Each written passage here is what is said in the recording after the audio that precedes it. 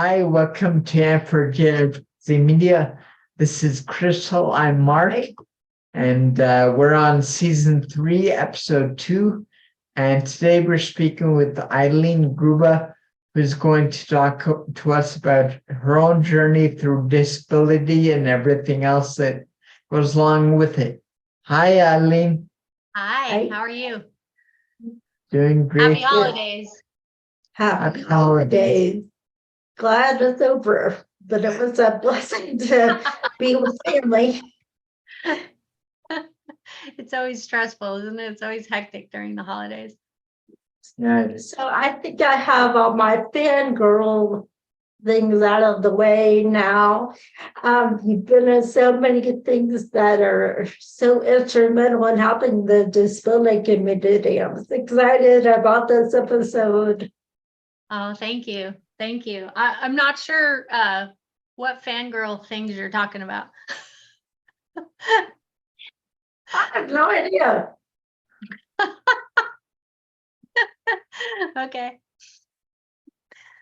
Well, I guess we can, where I became introduced to you were Crystal, and we watched an episode of New Amsterdam, and I understand that paralleled a bit of your own journey. Right. Maybe we could start there. You could tell us a bit more about that. Sure. I've been in this industry a really long time, and interestingly enough, through decades, I could never get auditions for the medical shows, which was fascinating to me because I've had a lot of medical challenges since my childhood when I was paralyzed from the waist down by vaccines in my going into kindergarten. So I've been in and out of hospitals all my life and dealt with cancer from all the treatments I had when I was a kid. And, I nursed both my parents through cancer deaths and several other family members who were really close to me, people close to my life. And I've had my legs rebuilt many times. I had so many surgeries, I'm losing count. And I'm sitting there going, why can't I get on a medical show? Like, I'm a spinal cord injury walker. So I have, I move a little differently, but I still move pretty well. But my industry has not had a great time wrapping their heads around how you're going to have a blue-eyed blonde who has, something wrong with her. So I've, through the years, played a lot of, crackheads and alcoholics where they can justify it or something because, no mom could possibly have a limp or, your friend on a show. So it's been fascinating to me what I've had to battle. But in the middle of recovering from, I had a 2016 and 2017, I had 3 major back-to-back surgeries, 2 rebuilds on the leg and another major surgery. And I was really struggling recovering and yet trying to get to work because I got to make my health insurance all the time. That's how I make my health insurance, is through the Screen Actors Guild acting jobs.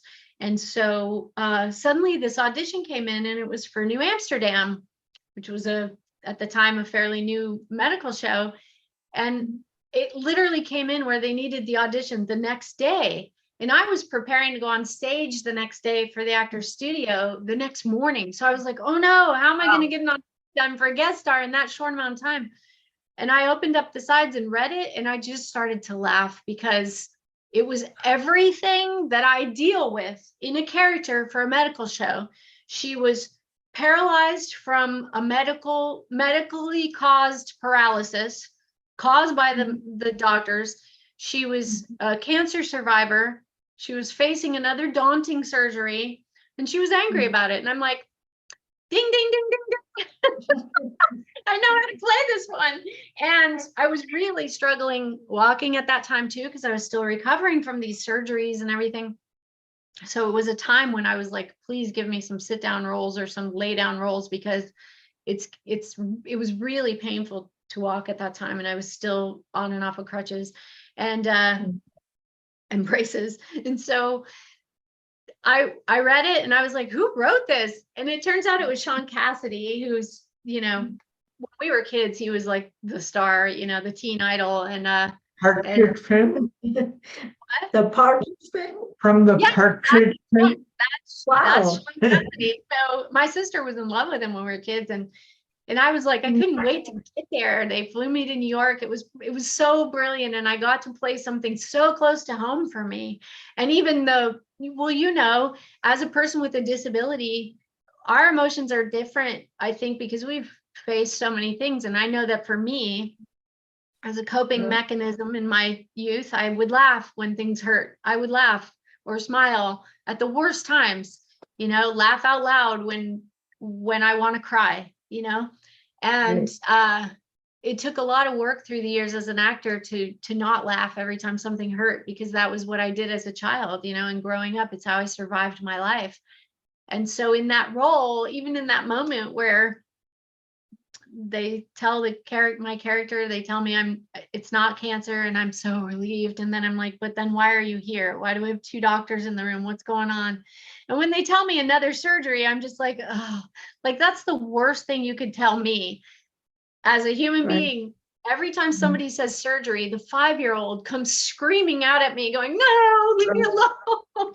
You know, I go back to that child that was like, stop, get away from me with all your needles and surgeries. And so it was a fun character to play. And incidentally, later I did get messages from people who are dealing with spinal cord injury and dealing with multiple surgeries and stuff, and they said thank you for the honest portrayal. Yes, it was so amazing to me to see you playing that role. And it touched me so deeply because it was just, you know, when Max, I forget, what's his real name? The character. Diane Gold. Yeah. When he mentioned to you, you know, you'd have to watch the episode to understand it, but ultimately, if you can set up the scene of the surgery and what they found out, and then how it got to the point you're talking about, that would help our viewers. So the character goes in for her regular checkups, and suddenly she's having some more issues, and they do her scans, and she's worried she has cancer again. But she finds out that the plate that they've put on her spine that helps her sit upright in the wheelchair has slipped, and they need another surgery to fix it. Well, when they go in to fix it, they find out that she didn't actually need that plate, that whoever operated on her before nicked her spine, and they were hiding it with the plate. And so she shouldn't have ever been in a wheelchair. The tumor before was not on her spine. They messed up. So of course she's angry.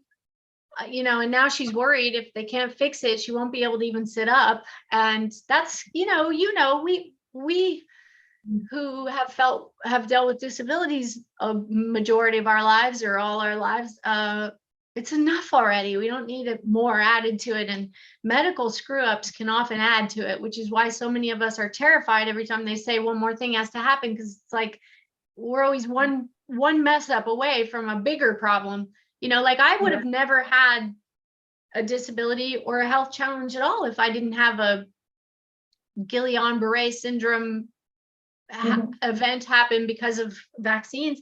So I often sit there and go, what if I'd never gone to a doctor my whole life? What would my life have looked like? Because, you know, it's like every day I deal with it. Every day I walk, but in pain. You know, I have pain, and I have surgeries throughout all my life. And I try to explain to people what it's like to be somebody like me who is not on disability benefits. I've always paid my own way through life. I don't have parents to pay for it. I don't have anyone else paying for it.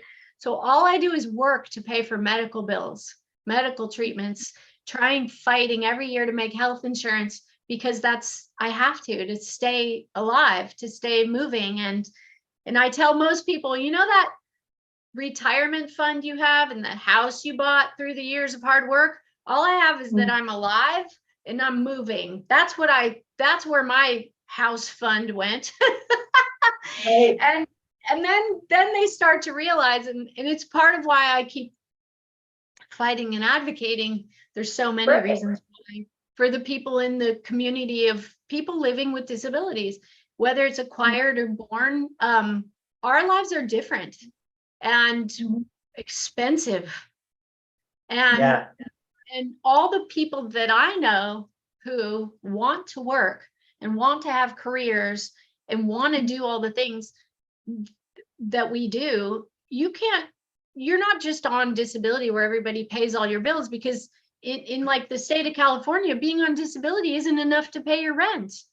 And a lot of people try to get on it just so they can have medical care that they need, but then they can't afford to pay their rent. And then if they get a side job to try to pay the difference, they lose their benefits. And I think the world needs to know these things, because the disabled community is being forced to live in poverty. And on top of it all, it's like somebody like me, it's like they always want you to work for free, like they're doing you a favor, or they want to pay you less than everybody else, or they want you to come speak at all their events and do all their things, and nobody wants to pay you. And it's like, I got a roof to put over my head as well, and bills to pay. And I think people just don't comprehend it. They somehow think everything's free when you have a disability. That's not true. No, they don't understand it. And so many people that are not disabled are stuck in thinking that we have it set up. We are well taken care of. We have all these things. On a tape. Yeah. No, it's nowhere near where it needs to be. No, nowhere near it. And people I'm sorry. So people have to start understanding the reality, and they have to start having some respect for, the challenges we live with and we just have to deal with every day of our lives. Fine. Many of us have accepted what we deal with and all that. It doesn't mean it's any easier for us to make things happen. Or, we wrote about it in one of our film challenges, and we did it in the form of a comedy, where the main character said, I don't know if you saw this one called Living Hell, and the star was Robert Romani. Yes. Did you see that one? And he talks about how his sister took his house away from him, took the ramps away, and now he's having to climb up the porch in the house that was left to him. And we made it a comedy, but the reality is that's truly happening to people. And she thinks his life's been easy because he's in that chair, and he's like, easy. And I've had people say that to me, like, with that smile on your face, I'm sure your life's just been easy. And I'm like, my smile is on my face because I'm still here, not because anything's been easy. So I try to be very honest about the real challenges we go through, and how, it is quite a battle, even to this day, to make a living in the entertainment industry for anyone, number one. But number two, 10 times as hard for somebody living with a disability. And to be perfectly honest with you, it's even harder if you're a walking person with a disability, because they can justify more a wheelchair. And even in the time when I was going in and out of wheelchairs over those with the rebuilds in 2016 and 2017, when I was in the wheelchair, people were kinder to me and more helpful.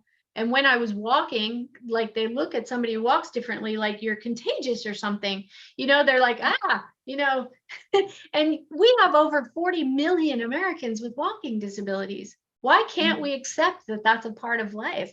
And sometimes the person with the walking disability actually needs you to let them up to the front of the line even before the person in the wheelchair, because they can't stand for very long, or they might fall over in the airport. Or, I've heard a lot of people, and myself included, have been in this category where you can't walk through the airport because of falling issues.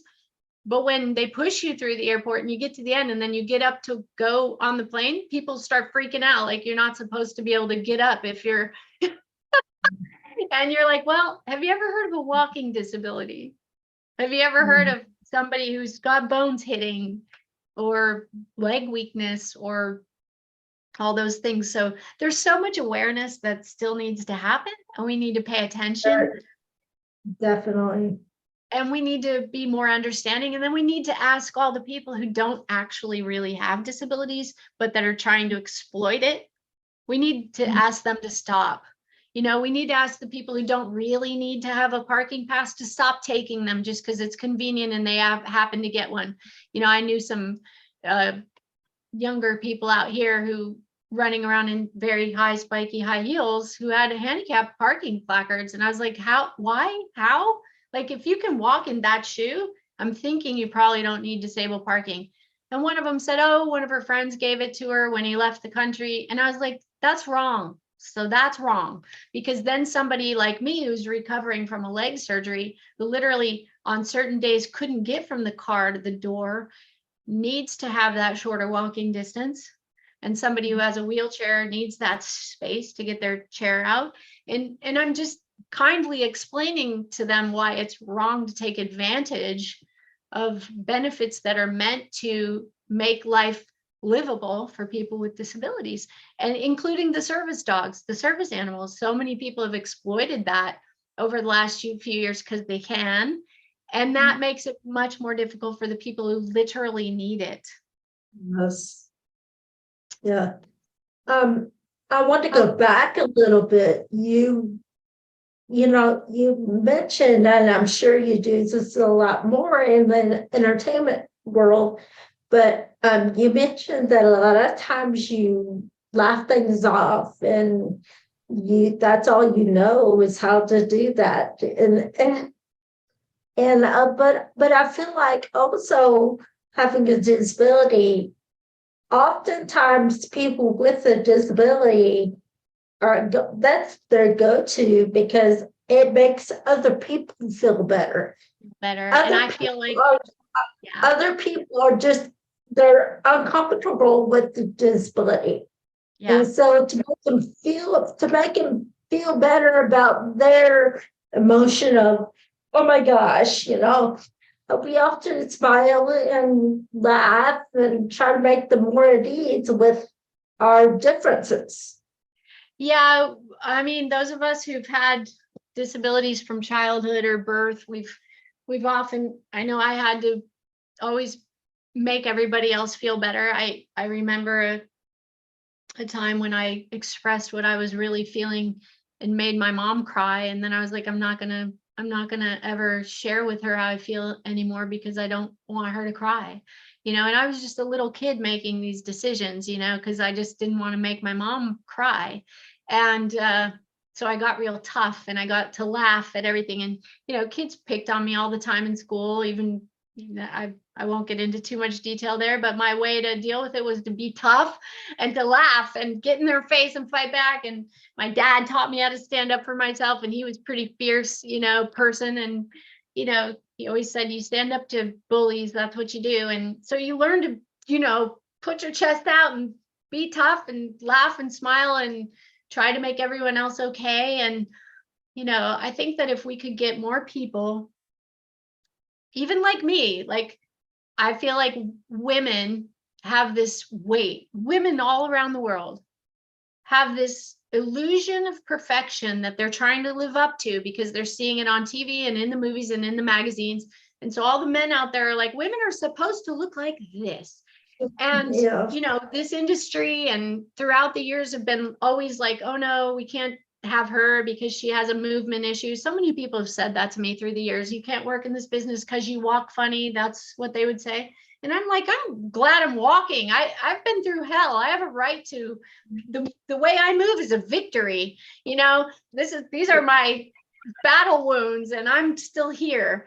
And but I think that if they would show more people with their scars and their battle wounds and their limps and their braces and people who are trained and ready and good at what they do, then we would have more respect out there in the world for differences. And that would take a weight off of all women everywhere. And guess what? If you take that weight off of all women everywhere and let them just be accepted exactly as they are, battle wounds, scars, weight, whatever it is, that takes a weight off of all men everywhere. Yeah.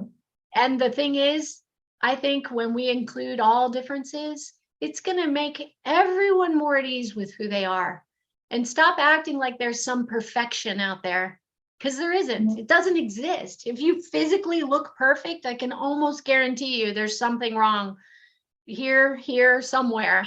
There is no perfect. There is no perfect. Every human being has some challenge or some mental or physical or something. And we all have to just be like, okay, guess what? You're a human being. I'm a human being. We're all different. Our lives are different. We're born into riches or poor, and we can go back and forth throughout life. And even all the people who were born with physically perfect bodies, eventually that's not going to be true for them anymore. And so we all just need to start to accept the entire human race, all differences, all ages, all challenges, and get back to judging based on only one thing. What are you good at? What are you good at? You know, and there's a reason we have dreams. It doesn't matter all the other things. Guess what? I'm really good at acting. I've trained hard for that. I've done my work. I'm not going to be a professional basketball player. I don't expect them to give me that opportunity. I'm never going to run in the Olympics because, quite frankly, I can't really run at all. So I have to be realistic in my dreams and my expectations to what I'm actually meant to do in this world and what I'm good at and what I've trained for.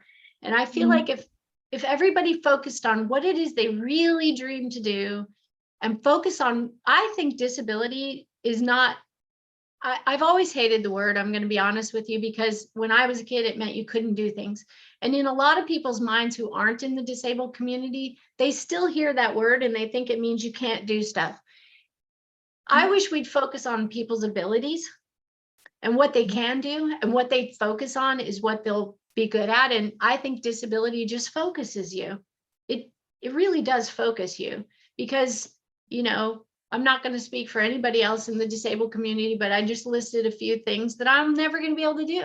And when I was a little girl, I actually thought, because I had a bunch of brothers, I actually thought I was going to be the first female quarterback of the Pittsburgh Steelers. That's what I wanted to do.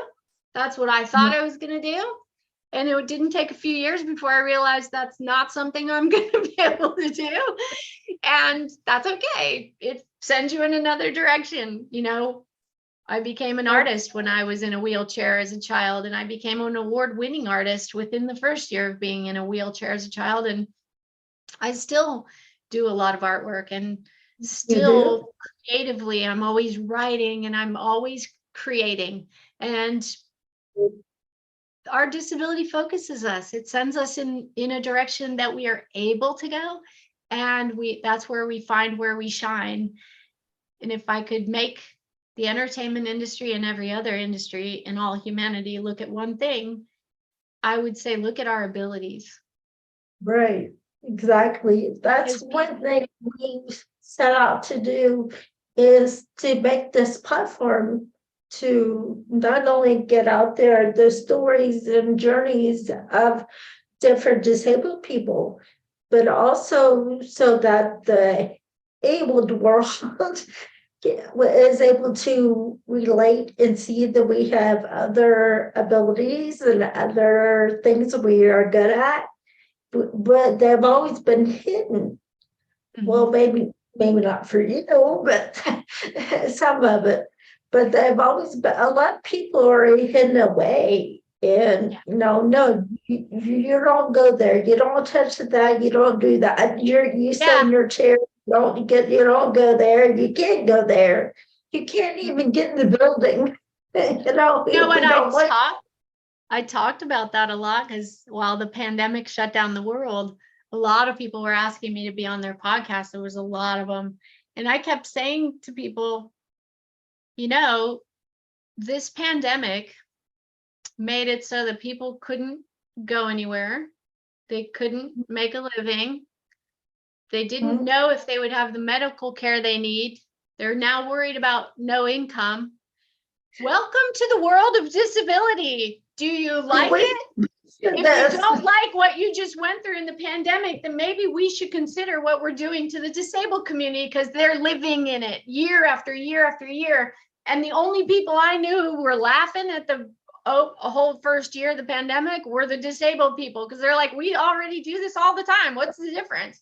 You know, we're stuck inside. We don't know how we're going to get our medical care. We don't know how we're going to eat or how we're going to make a living. No one wants us to go anywhere. You know, that's the world we live in. So maybe it was God's way of saying to the whole world, you like this? Want to do this forever? No?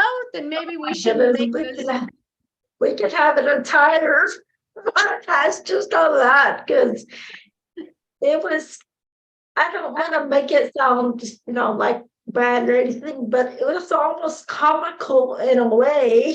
It was kind of like we were built for this. We figured out how to, we figured out how to get through this stuff, and we're okay with like going places and being not. So it's just been like, okay, it's okay. Calm down. You're gonna be fine. You're gonna be fine. Did you read the article I wrote called "Bring in the Game Changers"? No. Oh, you have to read that one. It's online. Strive magazine. Bring in the Game Changers. It's a 5-minute read. I feel like everyone in the world should read it. It went out to 130 countries. But you've got to read that one. I wrote it in 2020, and I opened it on this while watching the world fall apart. I was like, you don't know enough of the people who are the survivors. That's why you're falling apart right now. You need to bring in the game changers, because the people who are the best at surviving anything are in the disabled community. They're good at it. We spend our lives surviving, overcoming, adapting, changing, overcoming whatever you throw at us, from poverty to lack of medical care to literally everything. So if people with disabilities were more present in the human race, in film and television and media and everywhere, you'd have more people to reach out to and say, hey, how do we get through this?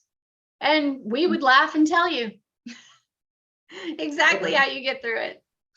I don't know how I missed that. I'm guessing that's like the next excellent article.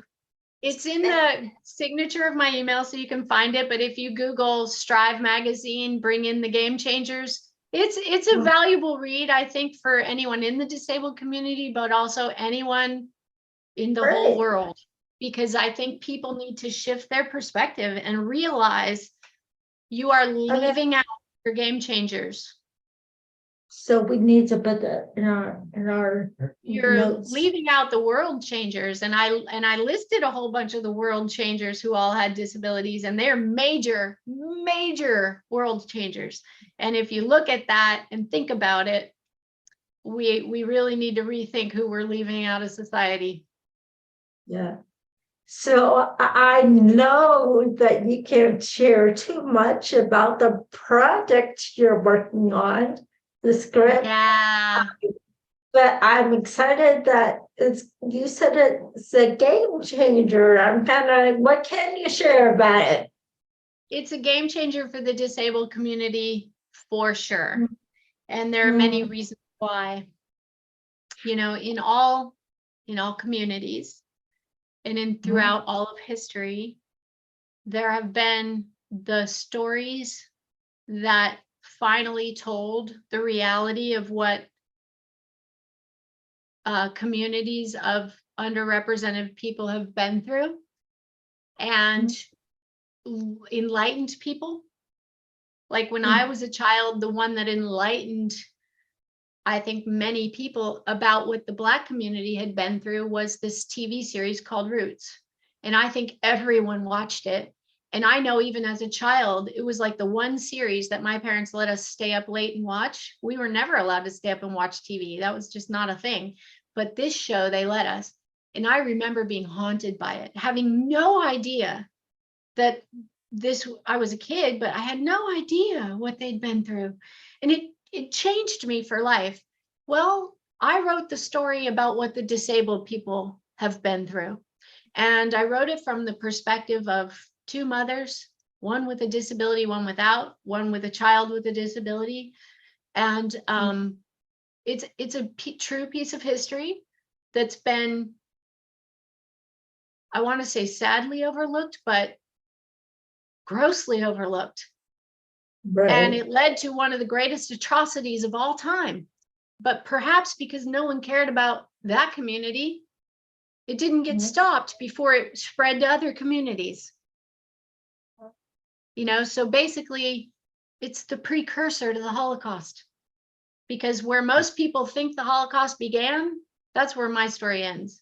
It actually began with the secret murdering of disabled children in hospitals. And at that point, 80% of the public didn't care. They thought they were doing them a favor. And I'm like, well, that's how they learned how to mass murder. And had we cared about that first child, we might have stopped a major world war and a Holocaust, but we didn't care about that child.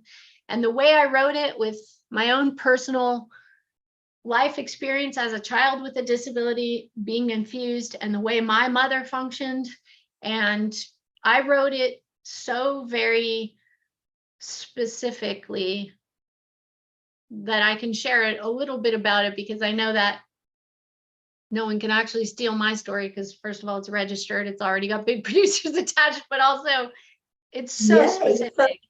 Wow. And I know that it's a game changer for our community, and it will be authentically cast. And the way I lined it up, it will finally make sense to people why it's important for us to change this dynamic, because it doesn't just affect that community, it affects everyone. And until we realize that the human race is a big, massive puzzle, and if you want your puzzle to work, you cannot leave out 20% of the pieces. You just can't do it. And you can't leave them in poverty and act like you don't care, because when you don't care about this community, you impact the entire world and make the entire world less and weak and broken and missing a lot of pieces. So if you want humanity to grow and be strong, and the human race to actually function the way it should, you have to leave in the pieces that I believe are the strongest pieces. Your cornerstones, your rocks, your people who know how to survive. You can't leave that out. It's too critical. You know, even now, I don't know how to say some of the things that I have to say without potentially offending people. But I have to say this. When I go through that so often, like it's hard. You don't want to. No, you don't want to offend anybody, but I happen to know from the experience that I've lived that the human body is capable of miraculous things. Even me as a kid, I was never supposed to walk again. You know, I learned how to walk again on my own. They gave up on me. And I've fought all my life to keep going, because I still have all the challenges of a spinal cord injury person. But I also figured out how to beat cancer. And I figured out how to heal all kinds of things because I've had to, right? So here's what I'm going to say that might offend people. Okay. A lot of people give up on their first challenge because they don't know how to fight. Well, somebody like me or you, we know how to fight. We know how to keep trying and keep going, keep trying new things. And, you know, a lot of people come to me when they are faced with a life-threatening challenge. And so many times I'm in a lot of pain internally, because I know that if I were in their body, I could beat what they're dealing with, because I know how, but I can't force that on them. I can't force my will on them. You know, my own mother died very, very young of cancer. My father died of cancer pretty young, shortly after she did. And I used to pray that I could fight it for her, because I knew I'd know how, you know, and that I would win, because I have that kind of a will. And but not everybody has that. And I just feel like if if people were more open to hearing our stories and letting our stories authentically be put on screen, and let us be mad.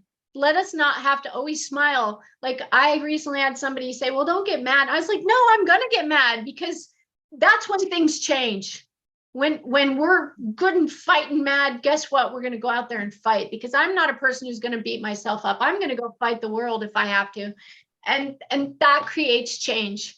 And it's okay. We're allowed to be angry, and we're allowed to cry, and we're allowed to be frustrated with the system. We don't have to just smile and take it all the time. It's okay to have your range of emotions. They exist for a reason. And we need to welcome that range of emotions. And I feel like the whole world would benefit if they heard more of our stories and let us cry and let us scream. And oh, no, but I'm just as passionate about this stuff too, because I've been through a lot of. So it's. and it's okay. Let it out. It's okay.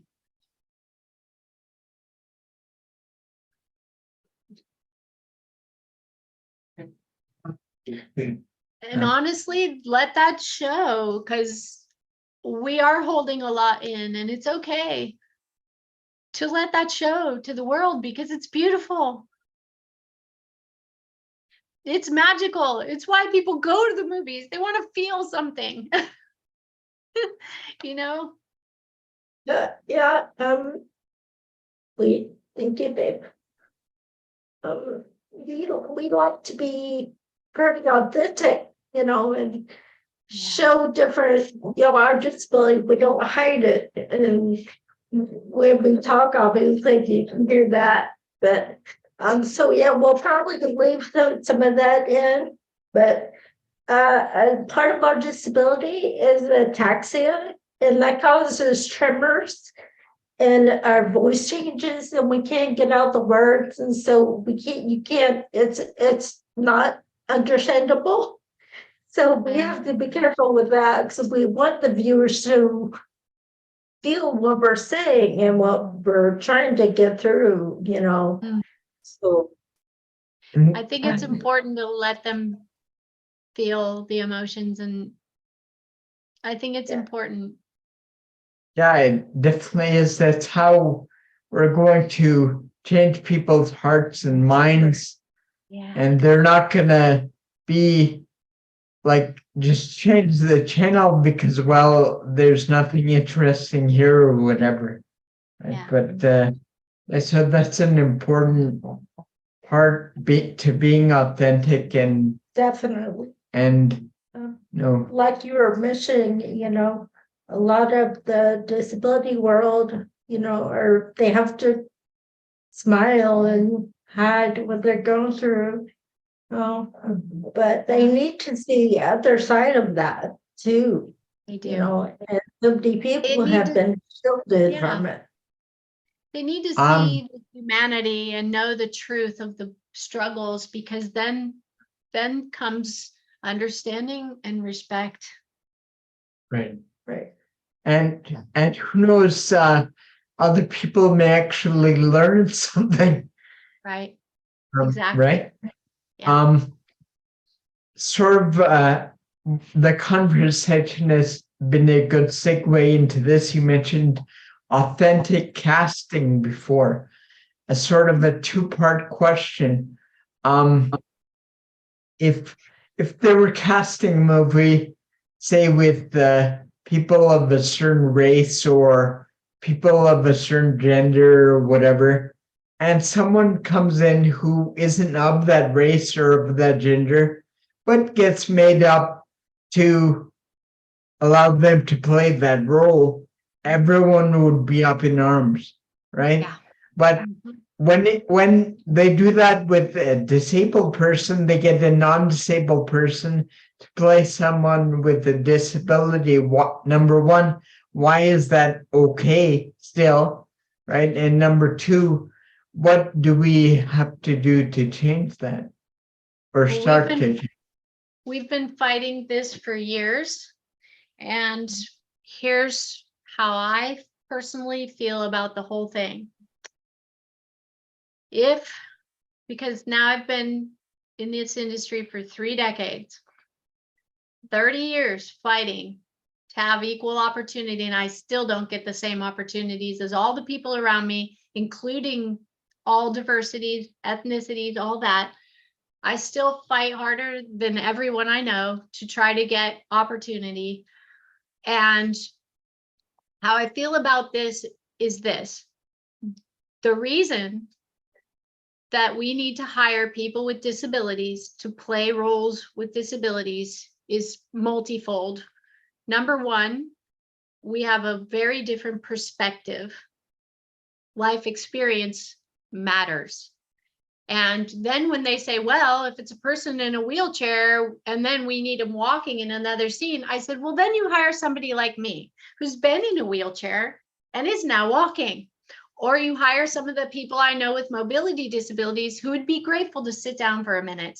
If you can't find a trained actor who fits the role, who's already in a wheelchair, then find somebody who has that life experience, because the depth of that life experience is huge and it matters to people. Like I told you with New Amsterdam, I had so many messages from strangers saying the authentic portrayal hit them, moved them, because they understand that world, right? So that's where you get the passion, the fire, the pain, the tears, the empathy that people can feel because it's real.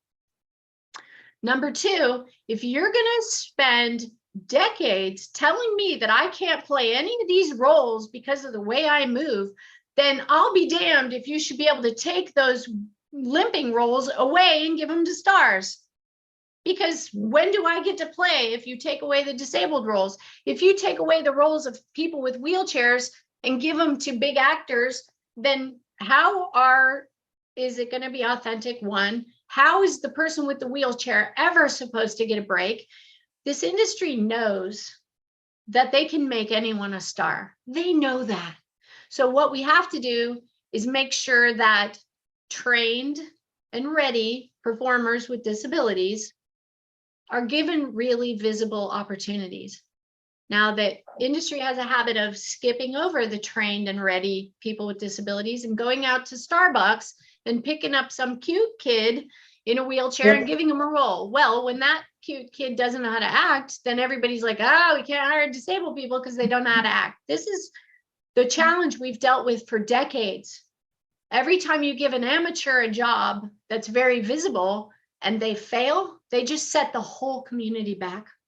So we do have a growing force of trained and ready performers with disabilities, all kinds of disabilities. They need to be taking those roles when they come. And then they build the credits and then they build the name. We need to give them those opportunities. And if we keep taking it away, giving it to non-disabled actors, this community will never have the credits needed to be able to open films. And that's the problem.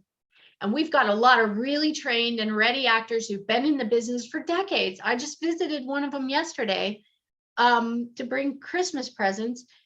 And he's been in this business for decades. And they still don't let him ever even have a job, an opportunity. He's a good actor. He's a really good actor. And it's time for him to get seen. If they saw him and saw his heart and his edge and everything cool about him, he's a rocker, he's a musician.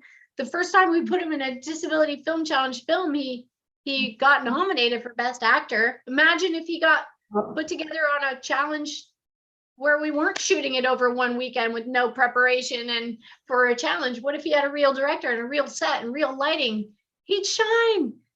We need to give him that, you know? I feel like in a lot of, not just the entertainment industry, but also just disability in general, people are the norm. People are scared to put people in higher positions. They're afraid of what it make them look like. They're afraid of the accountability it might bring. Yeah. And that needs to that They're needs to afraid of a lot of things. They often talk about the liability and this and that and the other thing. Well, unfortunately for our community, there are a handful of people out there who exploit the disability situation, and they look for any opportunity to sue everyone, which makes people terrified to bring us in. We need to stop those people. And we need to make sure that the people who are out there fighting for some opportunity are ready for that opportunity, skilled, ready. Like, we did free training for quite a while for people with disabilities. Anybody who was willing and ready to show up, we did it for free. We brought in major casting directors at major studios, and we gave them free headshots and opportunity. Well, you'd be surprised how few people showed up to get that free training and opportunity, when they should all be, because the better you are at you've got to be good at what you do. Not just scream and say, but I'm disabled, give me the job. Because when you do that, you're taking away from the validity of the people who are trained and ready in any profession. So be good at what you do first, and then show up and demand that job, and then do a great job. And don't just look at that industry or company as somebody who wait for them to do something wrong so you can sue them, because that just sets us all back too. And I'm not saying don't take action when people are wronging this community, but what I am saying is give people an opportunity to learn and include us, and then make it easy for them to hire us and include us. And then we're going to grow in our voice and in our wealth and in our ability to have a visible place in society, so that we can elevate the entire community. And so for me, it's all about, let's up our game, and let's get the rest of the world to up their game and open their minds and treat everybody as equals, because we're all equal. You and I might have challenges with our bodies, but we have the same hopes and dreams as everybody else. Absolutely.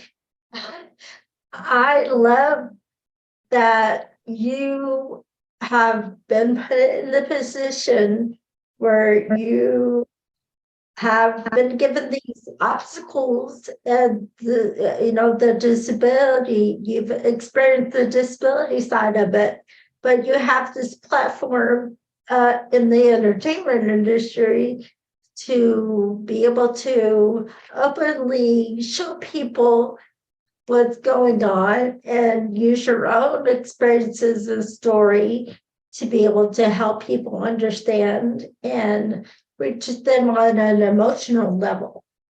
So you've done New Amsterdam. Help me remember what other. Well, there's been over 100 of them through my 30 years. I know that seems like a lot, but to me, it's not near where it needs to be for the amount of energy I've put into it and time.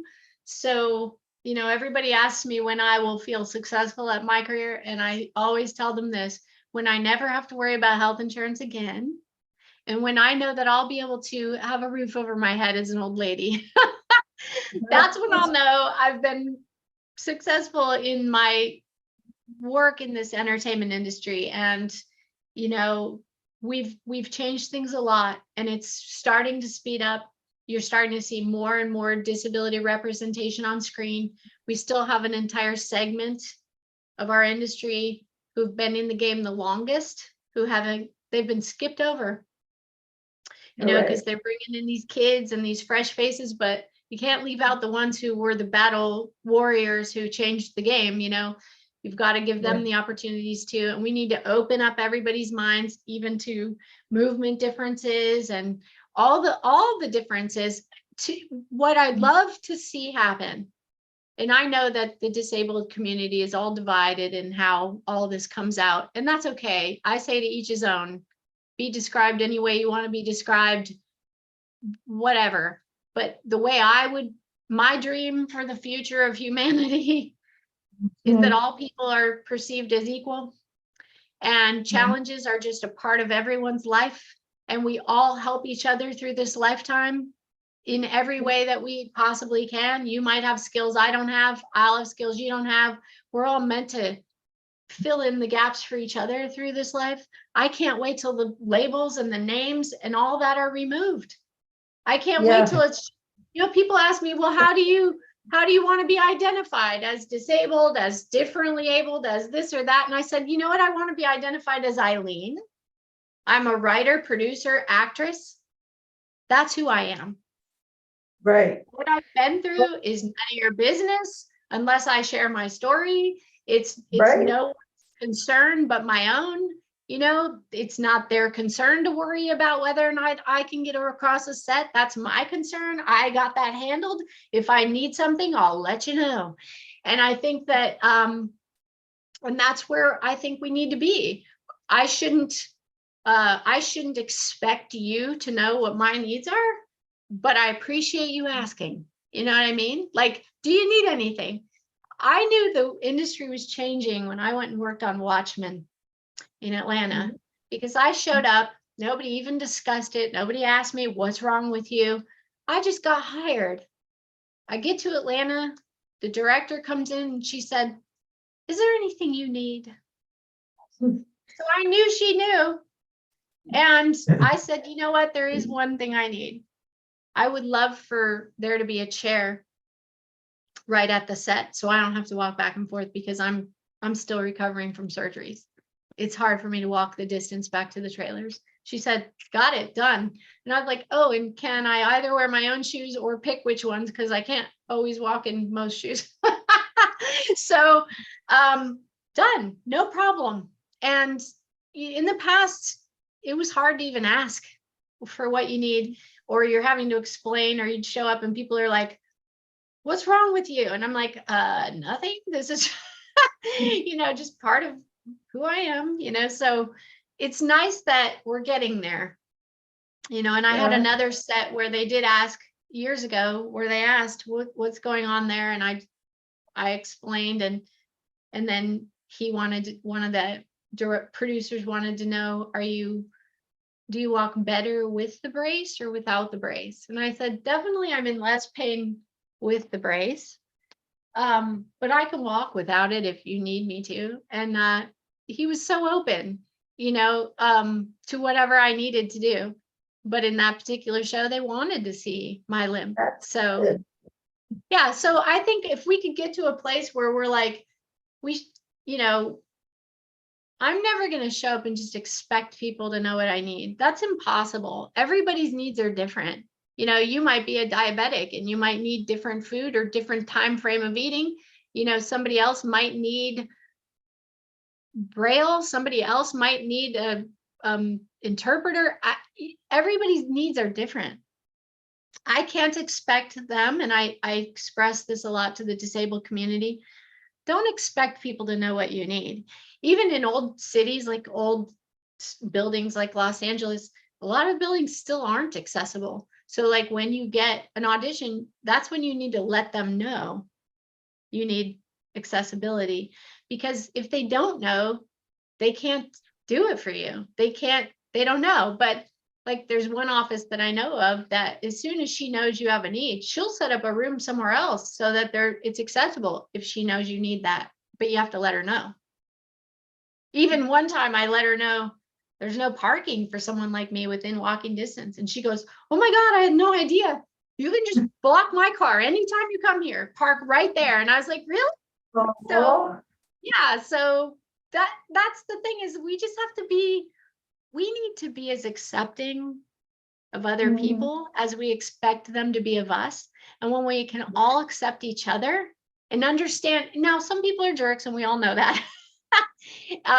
But we can try to let them know. And if they're jerks, then that's a jerk. But most people care. Most people just don't know. And they're afraid to ask.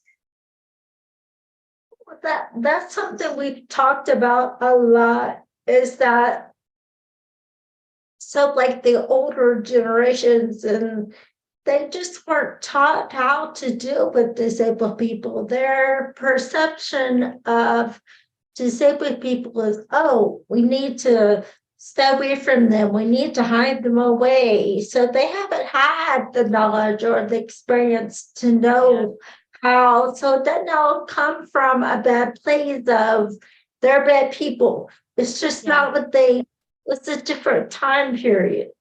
A different Different way. time period, they didn't know. Yeah, and you're right. They used to hide those kids at home and, not let them go to school. And, you're right. That's very true. And the thing is, okay, it's not our job to have to educate everybody, but what if we were open minded about that, and we were like, I have a quote out there in the world that's kind of gotten some momentum, and I repeat it often because it's this: if you want me to accept you as you are, exactly as you are, whatever you are, race, religion, gender, everything, nationality, if you want me to accept you for who you are, then you have to accept me for who I am, exactly as I am. Right. Isn't that fair? That's fair. Exactly. But you can't ask me to accept you and all your differences if you're not going to accept me and all my differences, right? It's just fair, and it's human. And what scares me a little bit about how things are shifting in the world and the younger generations is that the younger generations are coming out being very judgmental, very demanding, and very hateful. And we have to look at that and stop and say, hey, wait a minute. You need to accept the older generations for where they came from, just like you were saying, accept where they're at, what their understanding is. The only way we get to a mutual understanding is by communicating. And it's okay if we're different religions and different ethnicities and different genders and different abilities. That's all human. You have brown hair, I have blonde. You have brown eyes, I have blue, whatever. Who cares? It's all what makes life wonderful. And so we just have to all accept each other and try to understand. That doesn't mean you have to accept abuse or bad behavior. And I'm not saying that. I'm just saying be open.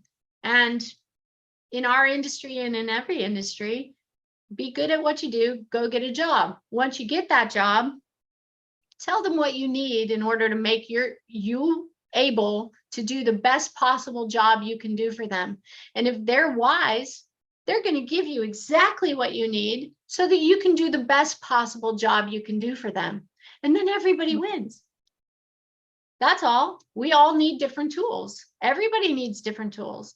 So to me, it's so simple. To me, it's so simple. You want to make a puzzle? Put in all the pieces. You want to make a pretty painting? Use all the colors. Use everything available, and that's humanity too. Bring in all the talents and all the abilities, and be open to everybody's differences, and stop. We all need to stop judging each other. That's the big thing. We just got to stop. If there's bad behavior, correct it. If it's not correctable, move on.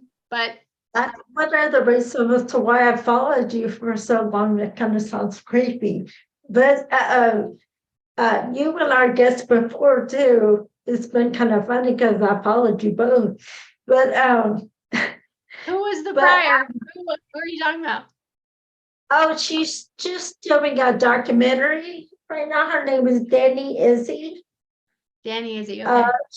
Yeah, she has a spinal cord injury, and she's doing a film called Danny's Twins, and she's trying to get a good film, what am I trying to say? She's trying to get distribution for like sorry. through Netflix or whatever. That's her. A good home for the film, because it's already been produced, it's already out there and everything. She's just trying to get it's well known in the disability community, but she's trying to get leverage with it. So yeah.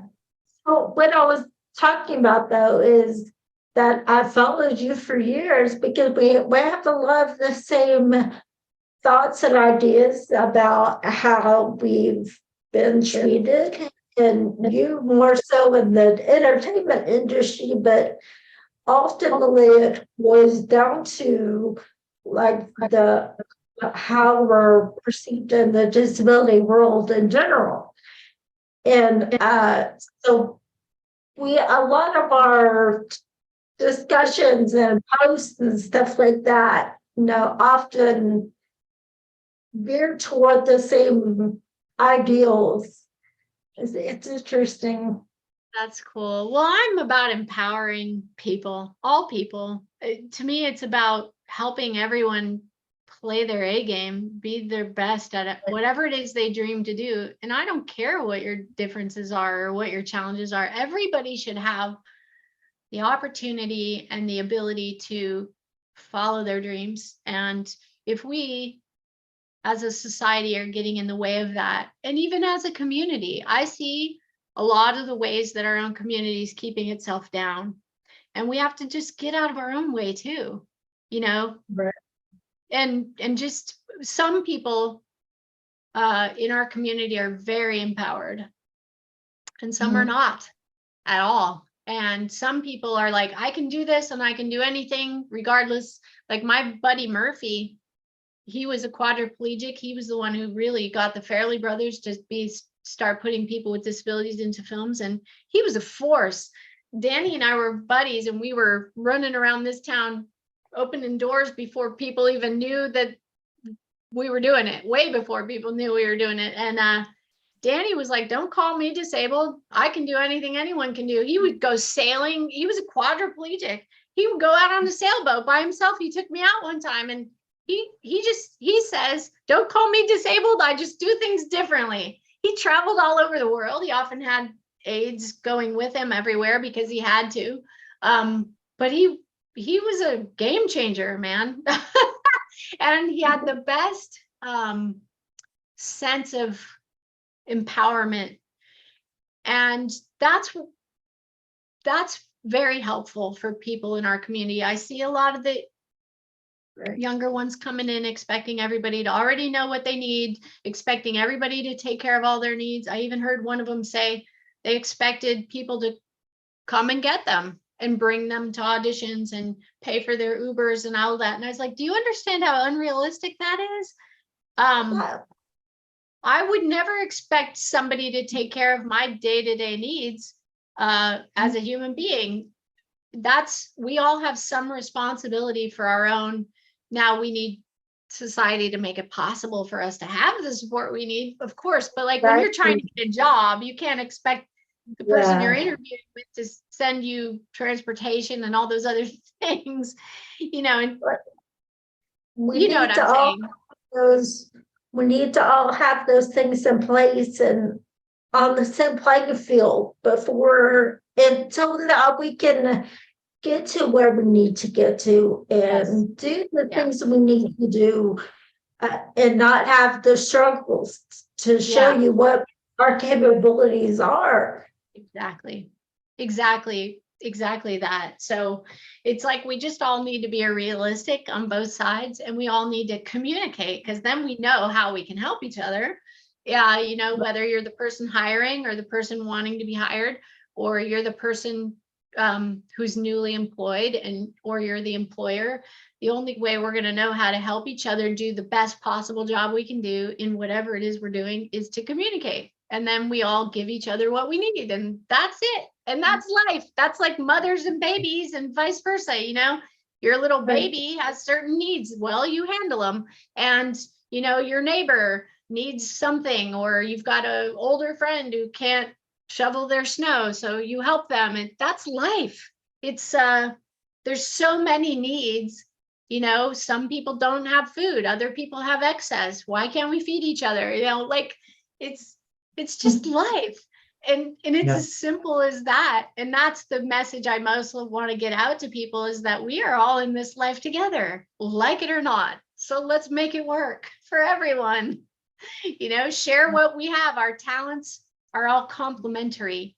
Our gifts that we get in life are all complementary. If you're really rich, you know how easy it is to change lives for people who are really poor. It doesn't even take that much effort or money. It's just a little effort and a little thought, and we can all help each other. You might have excess billions out there in the world wondering what you're going to do with it all. Well, how about you make sure there's accessibility for all the disabled people in your world, or even Christmas presents, or even food on their table. It would be a drop in the bucket. for Mhm. you, and you don't, you don't have to make a whole lot of effort. I always used to dream of the time that I would have the kind of money where I could just have a team of people working for me. Yeah. Because I used to say to people that I knew that were wealthy, I'd say, you want to know how you can change a life? A lot of lives. Go into a children's hospital once Mhm. and watch the mothers for a while. Just watch them. And then go up and ask them how they're paying their hospital bill. Mhm. And if you've got an excess of money to give away to charities that God knows what they're doing with the money, pay off her hospital bill. That way the institution still gets the money and a family gets a burden lifted. And you know where it's going. You know exactly where it's going. And the burden off that family is immense. Rather than donate to Cedars-Sinai or whatever hospital you wanted to donate to, go in and pay off some bills for those families. You changed many lives doing that. Just pay attention. My parents used to say this when we were kids, because I know financially my family was wiped out with my illness when it happened. And we had a huge family, had 8 kids. My father was a hard laborer. There was no resources back then. There was no help coming from anywhere. And my disability was caused by their vaccines from school. So it wasn't even our fault, but there was no compensation for that. We didn't fit into the vaccine fund because it happened before that. And nobody cared, quite frankly. And so my dad, that burden fell on him, and we lost almost everything. And the struggle was immense and life impacting for the rest of our lives, right? But my dad used to say this, pay attention, because the people who need help the most are the very people who will not ask for it. The people that are out there shouting about it are usually the ones exploiting everybody. But the people who say, no, I'm good, that's usually the person who needs the help. And so pay attention and help them anyway. Pay off that thing for them, or, cover that hospital bill, or, notice when people are struggling. It's not that hard to see. You just have to pay attention. And some people have immense resources. All they got to do is pay attention and they'll change lives.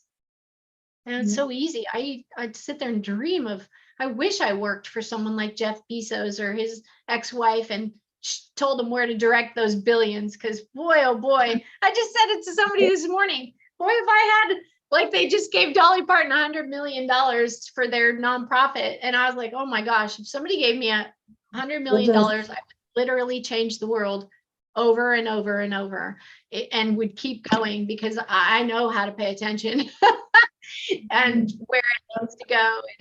And I know people like Dolly Parton are doing a whole lot of good in the world, but boy, would I love to be directing those funds one day. Yeah. That would be awesome. I The feel like, disabled community would get a lot of help if I had control of it. Sorry, what were you saying? You feel what?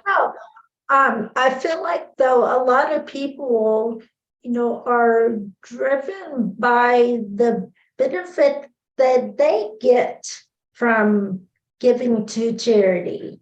Yeah. And then also the fact that they can, gallivant about it and post about it and look for that validation of, I help this person's poor, pitiful, disabled people, I help them.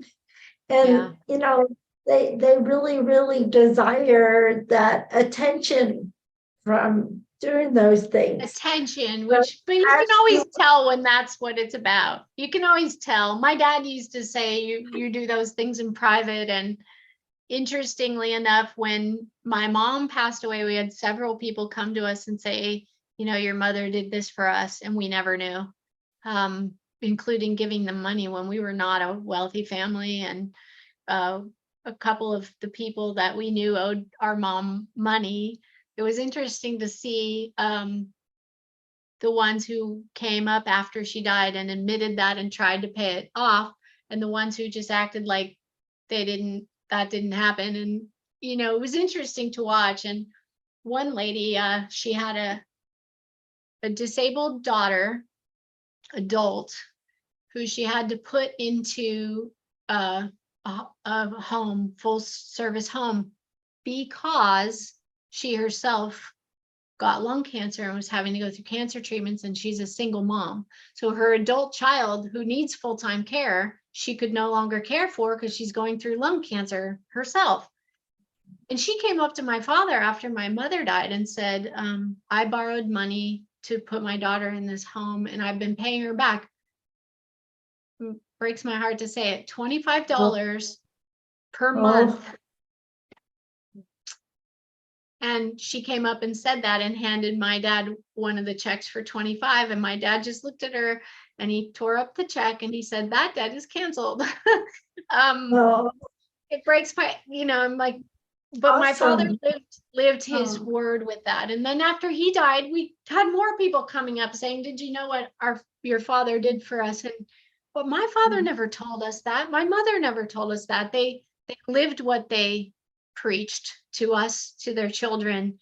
They were really good human beings who cared about other people.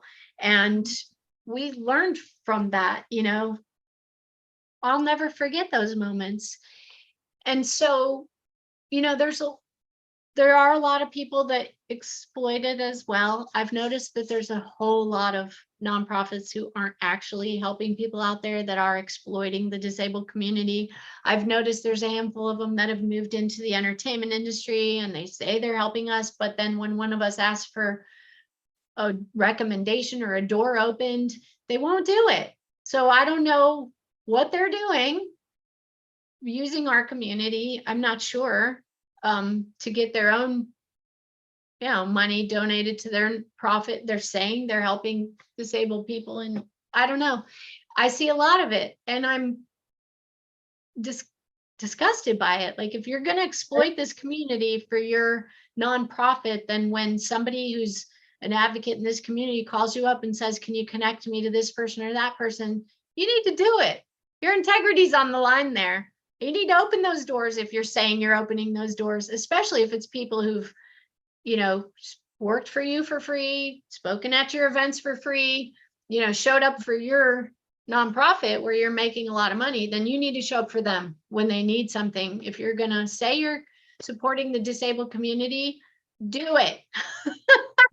Mean it. Yeah. Follow through. Otherwise, even the industry gets misguided by it. Even them, because they're like, well, we went to this nonprofit, and it's like, yeah, well, actually go to the people. Right. We decided a long time ago never to go to a charity again because I've always wanted to be able to give to things, but then I find out not long after I give that it's not actually going, or a big percentage didn't go to what I wanted. Exactly. What it was for. And so we decided, just to listen to people's stories and connect with people and to, see for ourselves who it's really going to benefit.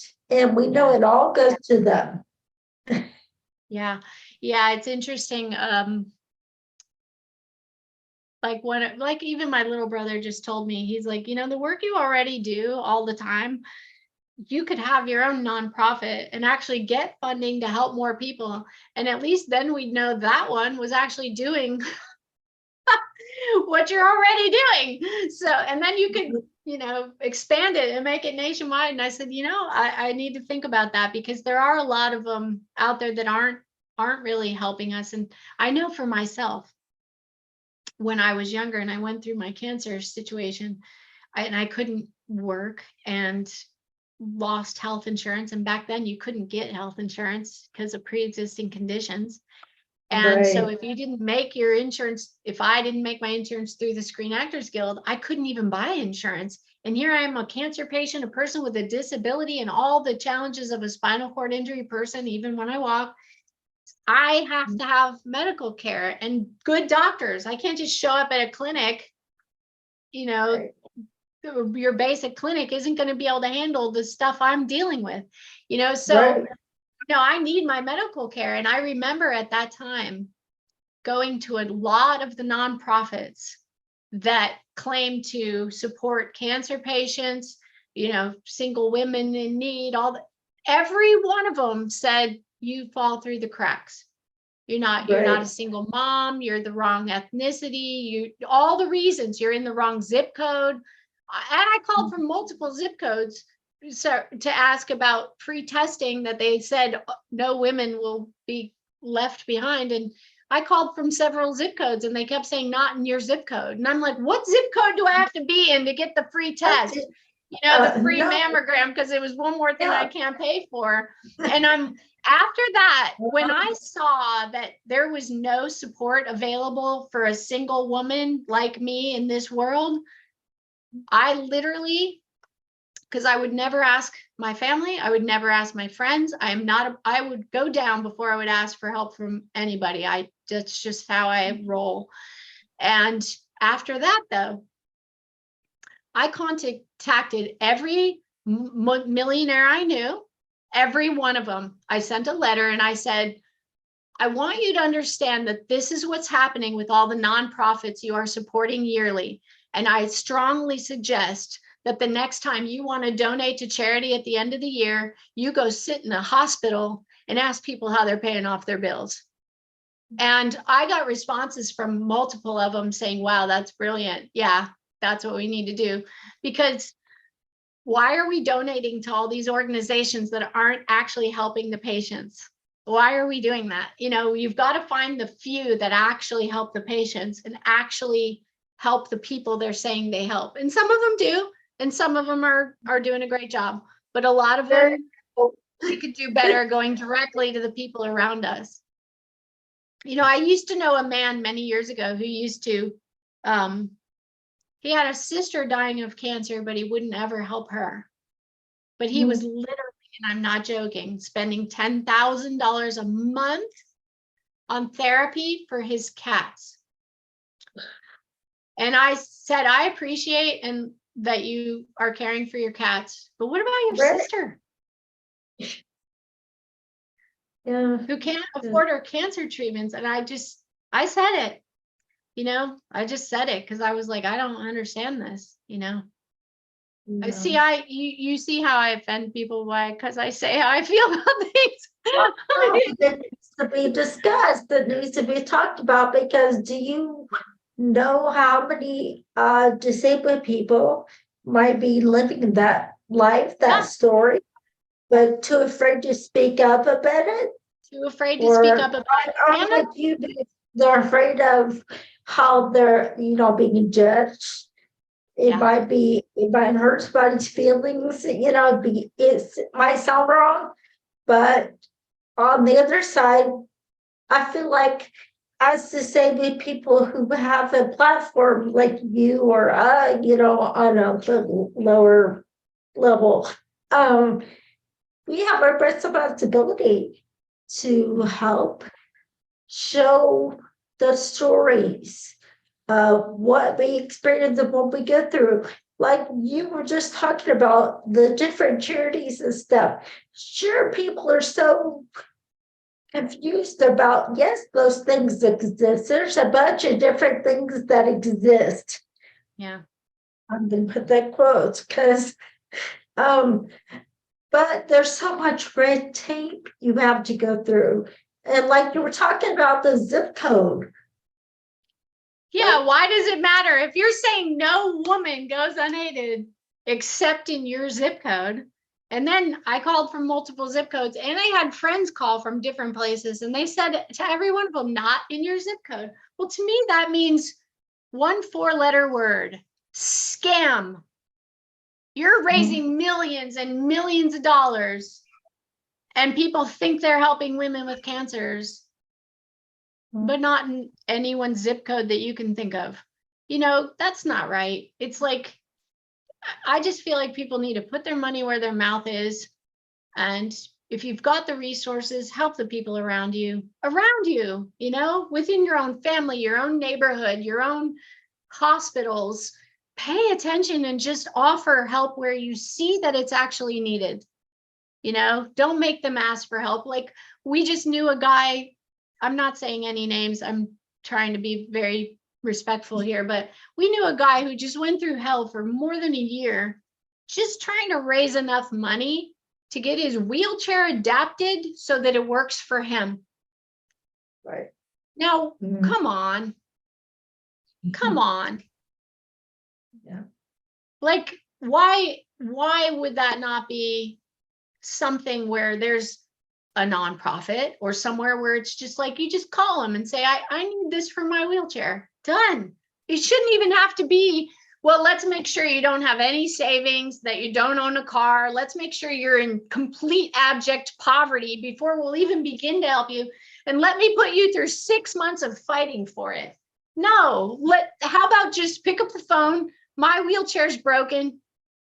Got it. Give me your information. Let's handle it. Boom, done. That's the kind of nonprofit I want to see. Or that somebody like me picks up your entertainment industry disability supporting nonprofit and says, I need a connection to this person for this film. I've got a resume. I'm not a scammer. Put me in touch with them.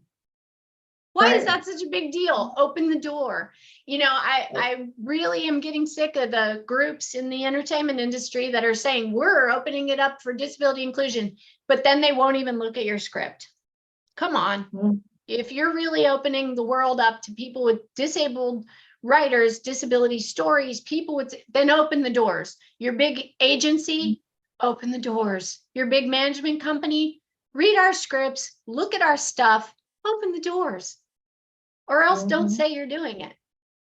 You know, we need to start calling people out about having some integrity with what they're putting out into the world. We are not here for you to build your YouTube channel or your TikTok or whatever the hell you're doing. That's not what we're here for. Right. You know? We also do a roundtable. And the last one we did before Christmas was inclusivity versus diversity. And because obviously a lot of people are confused about which and why they both exist and stuff like that. And we talked specifically about, how, I guess, corporations can assist, but I also feel like that's something of the entertainment industry as well, because there's the difference between, okay, you let it diversity in the door, different races, different disability, but I feel like I used to be a web designer, right? Well, for me, it was more of a tokenism thing. Like they were hiring me just to fill the spot, so they can say I did that. Yeah. Yeah. And we want to be hired for our skills. We want to be hired because we're good at something. We want to be hired and be equally considered. Yeah. I'm with you.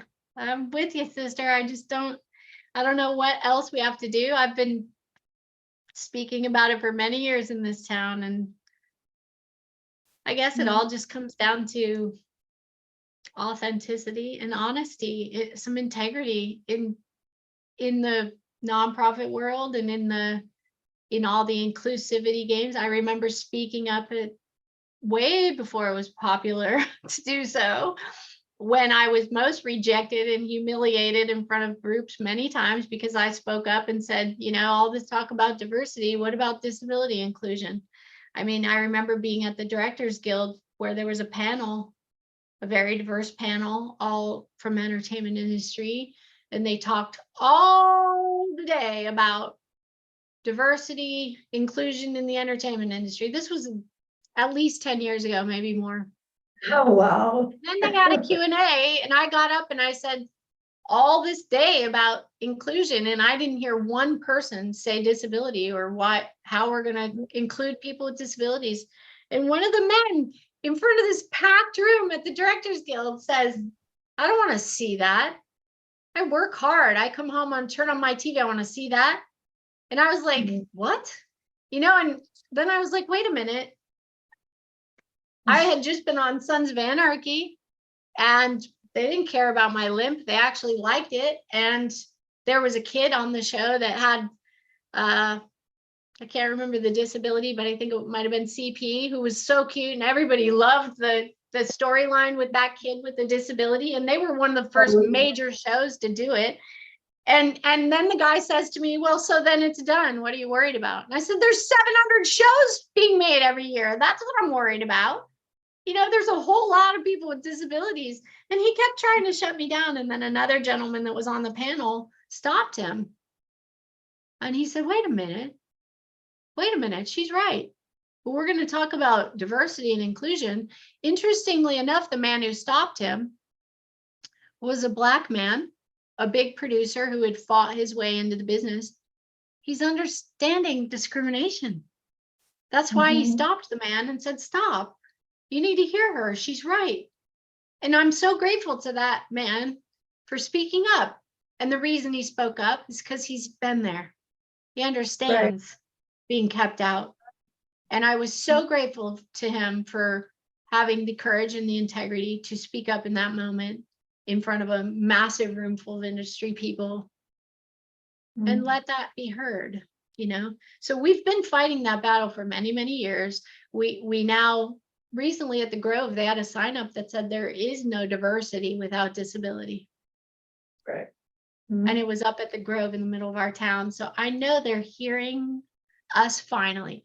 I know the tidal wave is coming down on this industry, and the difference is going to be, the big change is going to be when people like me are working all the time and you get to see my difference and nobody has to explain it away. Or, you know, like my movie gets made and it's authentically cast, all those roles. And my dream and what I intend to do. I don't want to hear it. I want to see it. Yep.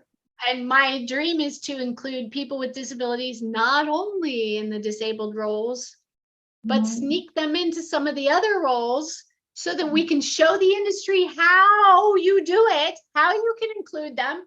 Like I've often said to them, this is film and television. You can choose to see my disability or not.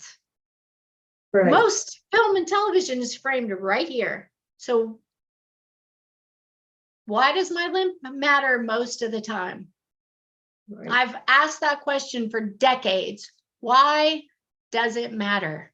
If you don't want to see it, sit me down or throw me in a hospital bed. It shouldn't have taken 30 years to get on a medical show in the city of Los Angeles. That means there's a whole lot of closed minds out there. You know, I fought for years to try to get on House. I fought for years to get on any of these shows. It took me 14 years to be able to even get to audition for Grey's Anatomy. I've never been on that show. You know, that's, to me. You'd have been amazing at that. And they're missing out. They're missing out on the life experience that could come to their screen. And New Amsterdam did it. And the impact they made, their show has been a huge hit. They've authentically included throughout. So it pays off. You know, there's more Oscars for roles with disabilities. Now, imagine if you actually started putting people with that life experience in those roles, you're going to knock people's socks off. Right. You know, talking about New Amsterdam, first of all, I'm sad it's ending because I feel like they have done such a good job of explaining how the world feels and putting into helping people see the perspective of different roles in the world. So how can you help here? I'm sorry, my brain. I've explained this to you. We're gonna have to edit all this out. Where they've been able to show that where people how it actually. Do you want me to help you on this one? On this show, they were able to cast authentically and show how real disabilities actually are. And Mhm. and they've been able to put people with real disabilities in disabled roles and non-disabled roles, which is what I want to do with my big feature, because we want to just show the skills in this community. But you know what's something that's fascinated me all my life, which is why I always wanted to get on a medical show. And I actually came up with a medical show with a bunch of doctors from Houston, where I go to the top medical center in the world for my stuff, because that's why I have to keep making my health insurance, because I need the best doctors in the world, because my body's very complicated from all the hell it's been through. So we came up with a great series, and then we couldn't even get in the doors to get it pitched out there. But for me, I was like, you know what? In the real world, our medical challenges aren't solved in one episode. They're not solved in 1 week. They're ongoing. And Yes. Amsterdam was one of the first where I actually saw ongoing, long-term medical challenges. You don't get to just show up 1 week and then you're cured and you get to go home and you never show up on the show again or in the hospital again. It's like, I wanted to see the one that we were developing was called Plato's Cave. And one day I'll still get that thing done. I've got to get my movie made and get my bigger voice so I can get more projects done. And then we will show more of those, because I don't know about you, but I know for me, it's like I could be in the hospital for a leg surgery, and it did happen in my real life. I had back-to-back leg surgeries because one went wrong and they didn't know it, and then they had to fix it. And I still had stitches in my foot and had to trek across the country on crutches to go to MD Anderson Cancer Center, where they found something else they need to deal with. And now I needed another. I still have stitches in my foot. And I mean, here's a storyline for you. I asked one of the top doctors in the world, as he's about to put me under, I was like, hey, while you have me under, for this issue, can you take the stitches out of my foot? Because I don't want to be awake when they do that. It's too sensitive. Yeah. And he laughed, and he's like, sure, I'll take the stitches out of your foot. He wasn't the doctor who cut the foot. That guy was out here in LA. And later the nurses were laughing at me. They were like, you just asked one of the top surgeons in the world to do something a trained monkey could do. Take stitches out of it. I was like, yeah, but I was going to be under, and I don't want to feel it when they pull the stitches out of that foot. It's been cut through too many times. It's got heightened nerves. And they were laughing about that. But it's like, who's going to put some detail like that into a storyline on a medical show? That's why you need people like me writing on your shows. You never Medical know. stuff I would come up with for you will baffle most people because they don't know it, because they're not living it the way we live it. They give you one medication, you end up with 3 complications. Now you got to deal with those complications. You have one surgery, you have 400 problems afterwards. You know how it goes. Yeah. They think they come up with a solution, it causes 2 more problems. And when you start to see that kind of depth in the story, that's going to be intriguing to people, I think. Right. People can relate to funny. They can relate to stories that they have dealt with, the word that they can find some kind of solace in, that they can feel comfortable in. Yeah. And you know what I love also? I think I'm laughing as I'm Quiet. what? You just been quiet. Do you miss anything? I'm listening. I'm working on something. Okay. The little monkey in he's turning on his wheel. Okay. So I'll one of think the things I something. love most about our community too is what I've seen almost across the board, at least in the people I know, which is a lot of people with disabilities, all kinds of disabilities, the best sense of humor. I mean, I just find that we can laugh at pretty much anything because we have to. I know I laugh sometimes in the worst times, but the sense of humor among the people that have been through the things we've been through isn't it immense? I know, and what's really cool is a lot of us have been, told you need to be serious. You have a disability. You need to be quiet. We don't want to hear you talk. We don't want to hear you just sit there and do whatever. Quiet. Well, so now I feel like we're coming out of our shells a little bit Yeah, and can yeah. show what we have, and Yeah. so we're so more comfortable to be able to talk about what we want to and to laugh about it. Yeah. Yeah. I feel it's important to be able to express ourselves and really share what we go through. Not putting it on people to make them feel bad in any way. I don't believe in that. I don't believe in like forcing our problems on other people. I just have never believed in that.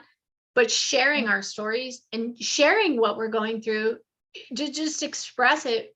And then we all know what people are going through. We can help each other, right? So if we're not talking about things, we can't help each other, Right. So I hope that was clear what I was saying. But if I don't know what's going on with you, I can't possibly help think of solutions for you, can I? And not everybody Right. wants solutions, and I understand that too. But then if you don't want solutions, then don't talk to problem solvers, because their brain will rack on ways to solve it.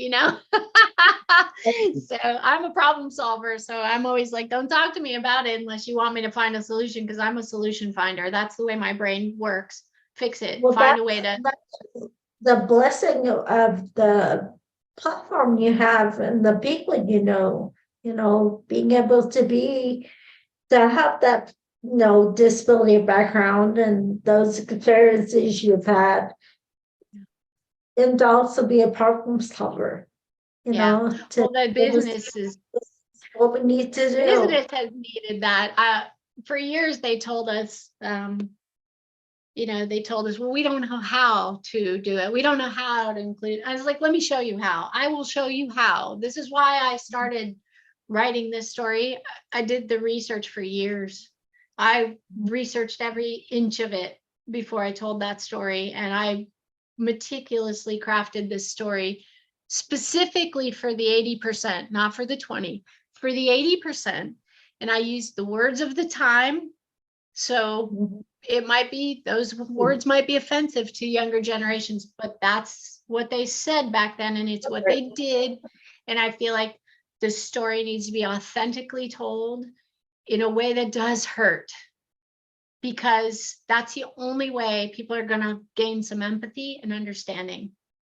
Right. It's in a way, I'm sure, not in a way of like throw it in your face and but in a way, just be honest and tell the story of how you might have been on the other side of that, but this is this is my story and how it affected me.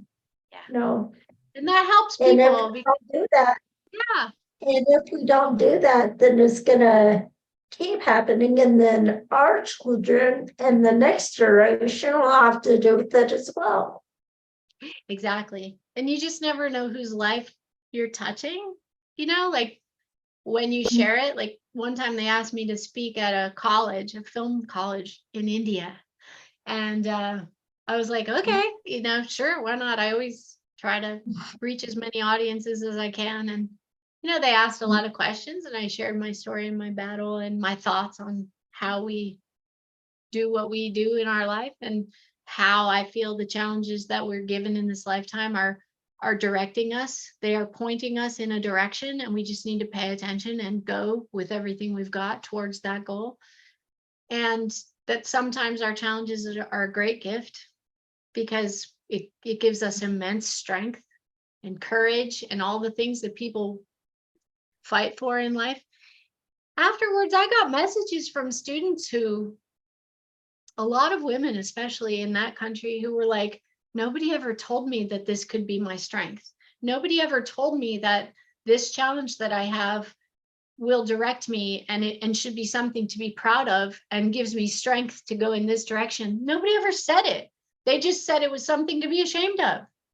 And I'm like, oh no, I don't believe in that. I don't believe in being ashamed of. Sorry. My mom was pretty clear with me about it when I was a kid struggling in school. I remember going home really upset because the kids were so mean, and I was just excited that I was starting to learn to walk again, even though it didn't really work. And I still had the bladder problems that a spinal cord person had. But I was excited that I was up and moving again, because I thought that is what would make everybody happy again, right?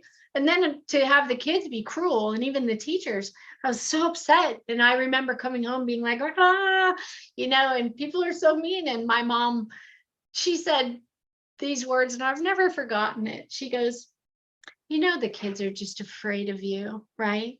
And I was like, why? Why are they afraid of me? And not everyone in the disabled community appreciates this word, but this got me to hold my head up high and go back into kindergarten, first grade, second grade, third grade, fourth grade, and deal with the abuse, right? She said to me, they're afraid of you because you are special. You are powerful and you are light. And they are afraid of you for that.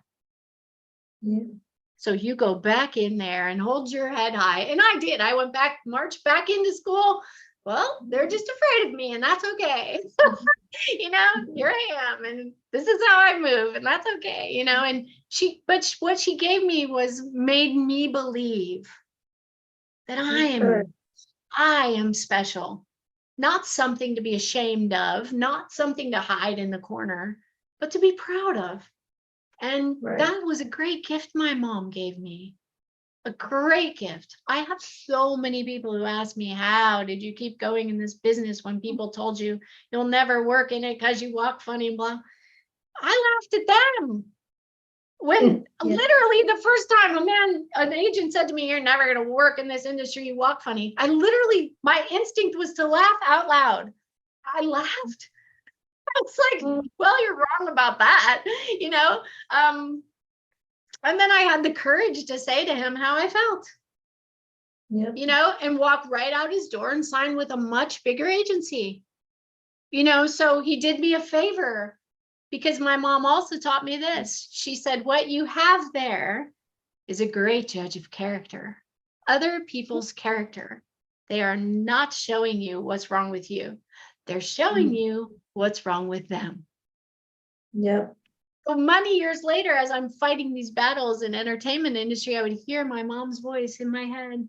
They're not showing you what's wrong with you. They're showing you what's wrong with them. So I finally got to the point where I could smile and say, thank you for showing me who you are. Next, you are not big enough to be in my world. You've got to get out of my world. And interestingly enough, what ended up happening, it took me too many years to figure out on my own. I wish my mom had been around more years. So I share it with everyone. Now I can thank people for being a jerk, because then I know I can get them out of my life and I don't have to worry about that person anymore. And what that does is make room for magical people, powerful people, strong people.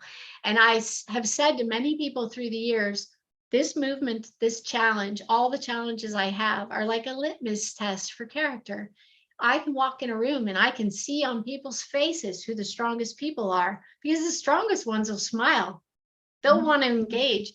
What that has given me is a lifetime of really strong friends, strong people by my side. And I remember when I got cancer and went to Houston for my medical care, no parents, not knowing how I was going to get through it. I think some 17 of my friends came in from around the country and showed up for me. I want those kind of friends. Who needs the weak ones? I don't need them. I'm sorry. Go out and live your life and get stronger. Go out and experience more things and get stronger. What I bring to the table is an opportunity for people to grow and for people to experience what real challenge looks like. And if you're afraid of me and my challenges, go get stronger and come back later. But right now, I'm grateful that I have the strong people I have in my life. And it's because of the way that this thing parts the waters for me. And I want to impart that to a lot of people in the disabled community. If we could get to the point where we don't take it personally, because it's not about us. They haven't learned yet. They haven't grown yet. God help them, because my mom always said, be careful when lessons come your way, because if you don't learn them the first time, they're coming back bigger. And okay, so you're going to have to experience it personally or through your children or something for you to gain empathy for disability. I'm sorry, you're going to have to go through that. But if you were more open-minded, you could just experience it with me or with you and learn about it and grow and become stronger. That's all these challenges are, is an opportunity to get wiser, stronger, be able to adapt, overcome, adjust. To me, a disability is just a challenge. And we rise to those challenges and we become more powerful people. And hey, who doesn't want to be more powerful in life? I know that most of the people around me in the disabled community are the people I call unsinkable. They are forces. And boy, when you're having a hard time, pick up one of the phone to one of them and they'll have you laughing in 5 minutes. I've got friends that if I'm in my worst, darkest, worst times, I can pick up the phone and they will tell me how to laugh at it, because they've been through more than me. I love people who've been through more. Yes, there's definitely a major advantage to having a disability, because we can easier we're able to differentiate between the people who we don't need in our lives and not going to encourage us and are gonna, just kind of shield us off. And then we're gonna have people that are gonna do those things. And so we can say, okay, I'm going over here. Bye, I don't need you, And definitely we don't need people to make it harder, because our challenges are enough. And sometimes they're overwhelming. And I know even my own self, I can admit many times I was absolutely overwhelmed with the challenges and literally didn't know how I was going to get through it. Not only how I was going to physically get through it, but mentally, emotionally, and financially get through it. And somehow I always found a way. But I hate for people to assume that it's easy for us, because we still have the challenges, even if we put that smile on our face and even if we keep finding our way through. So I think people need to understand that just because we're good at it doesn't mean it doesn't hurt, or it's not difficult or expensive or painful. We don't always know how we're going to get through it easier, or we're always just trying to keep going, right? But then it's also we have to remember also that sometimes we're put in a position to be around the people who don't want to encourage us. We have to remember maybe we're put there to encourage them and show them our abilities. Yes. Yeah. Be a lesson to them. So, well, I think that we all, and I think you're right. It's just all of people will benefit from knowing all of people. It's like the more people we know and the more challenges we get to experience, we can't all go through everything in this lifetime so that we understand everything. So the only way that we get to learn and grow is from other people, from stories, from movies, from TV, from people sharing their stories. So that's the way that we get to dip into and experience all kinds of different cultures, countries, challenges, differences. That's how we do it. And we all can benefit from that. I remember a guy on Twitter trying to shame me years ago, saying, how dare I encourage people with disabilities when they can't do blah, blah, blah, blah, blah, when they can't do this, that, and the other thing. And I just remember reading that being like, how dare I encourage them? And I just went back and I was like, so have you ever known any soldiers? He's like, yeah, of course I have. I was like, so if one of them got their leg blown off, should we just put them out to pasture and never let them work again? And I think he waited a minute before he replied to that one. And he's like, well, if he can't do the job, And I said, but nobody ever said he couldn't do the job. So you're saying all disabled people should not ever be given the opportunity to do the job because you think because they have a disability, they can't do it? You don't even know who you're dealing with. What if it was the head of the military who got his leg blown off? Maybe he knows how to run a company more than your ass ever will.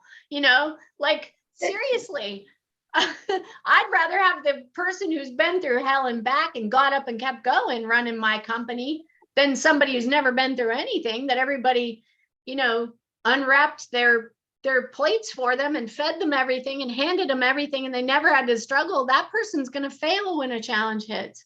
Give the company to somebody who's been nothing but adjusting, adapting, and overcoming all their life. They're going to rise up when a challenge hits your company. So to me, it's like common sense. Hire the person capable of getting through the hard times. It's just common sense. And I just feel like our community is just better at that than most people. So I think we need to rethink the whole thing and maybe even change the words. Get rid of all the labels and the words and just be like, hey, who's been through the most? That's who I want running my company. I know when I'm in trouble, I'm like, who's been through worse? I need to talk to them. When I went through cancer, I wanted to meet all the people that have overcome it because I want to know how. It seems like a large part of the problem is that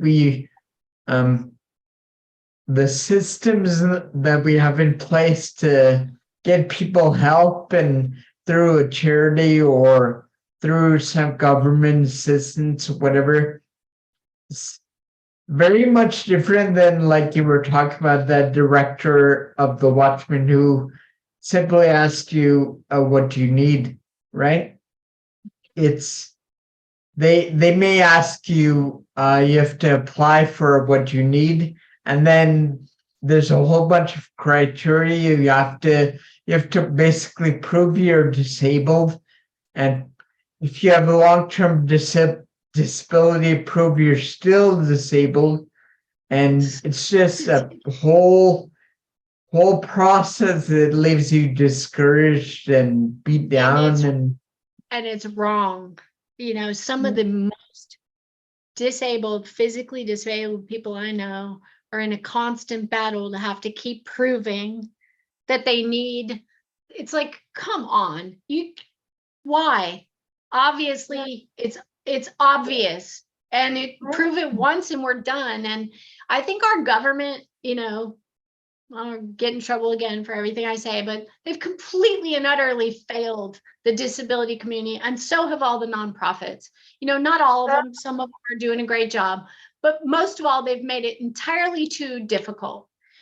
And, somebody like me, every penny I make sure I save it rather than getting my hair done, rather than getting the new shoes or the new car or this, because I never know when I'm going to need to pay off a medical bill. So if somebody has a savings because they've been careful, they don't get help when they need it because somebody else blew all their money on Gucci purses, so they don't show any money. It's like, come on, like let's just be reasonable. And if somebody has this need, let them fill it. But then we need to get rid of all the people who are exploiting, like I said, exploiting disability to get everything for free. Usually those people don't even have real challenges and they're exploiting it. And I mean, I know people who've exploited that system, and I've told them how I felt about it, because I was like, there's real disabilities out there that are suffering because you are a phony, and that needs to stop because you're hurting the people who really need the help.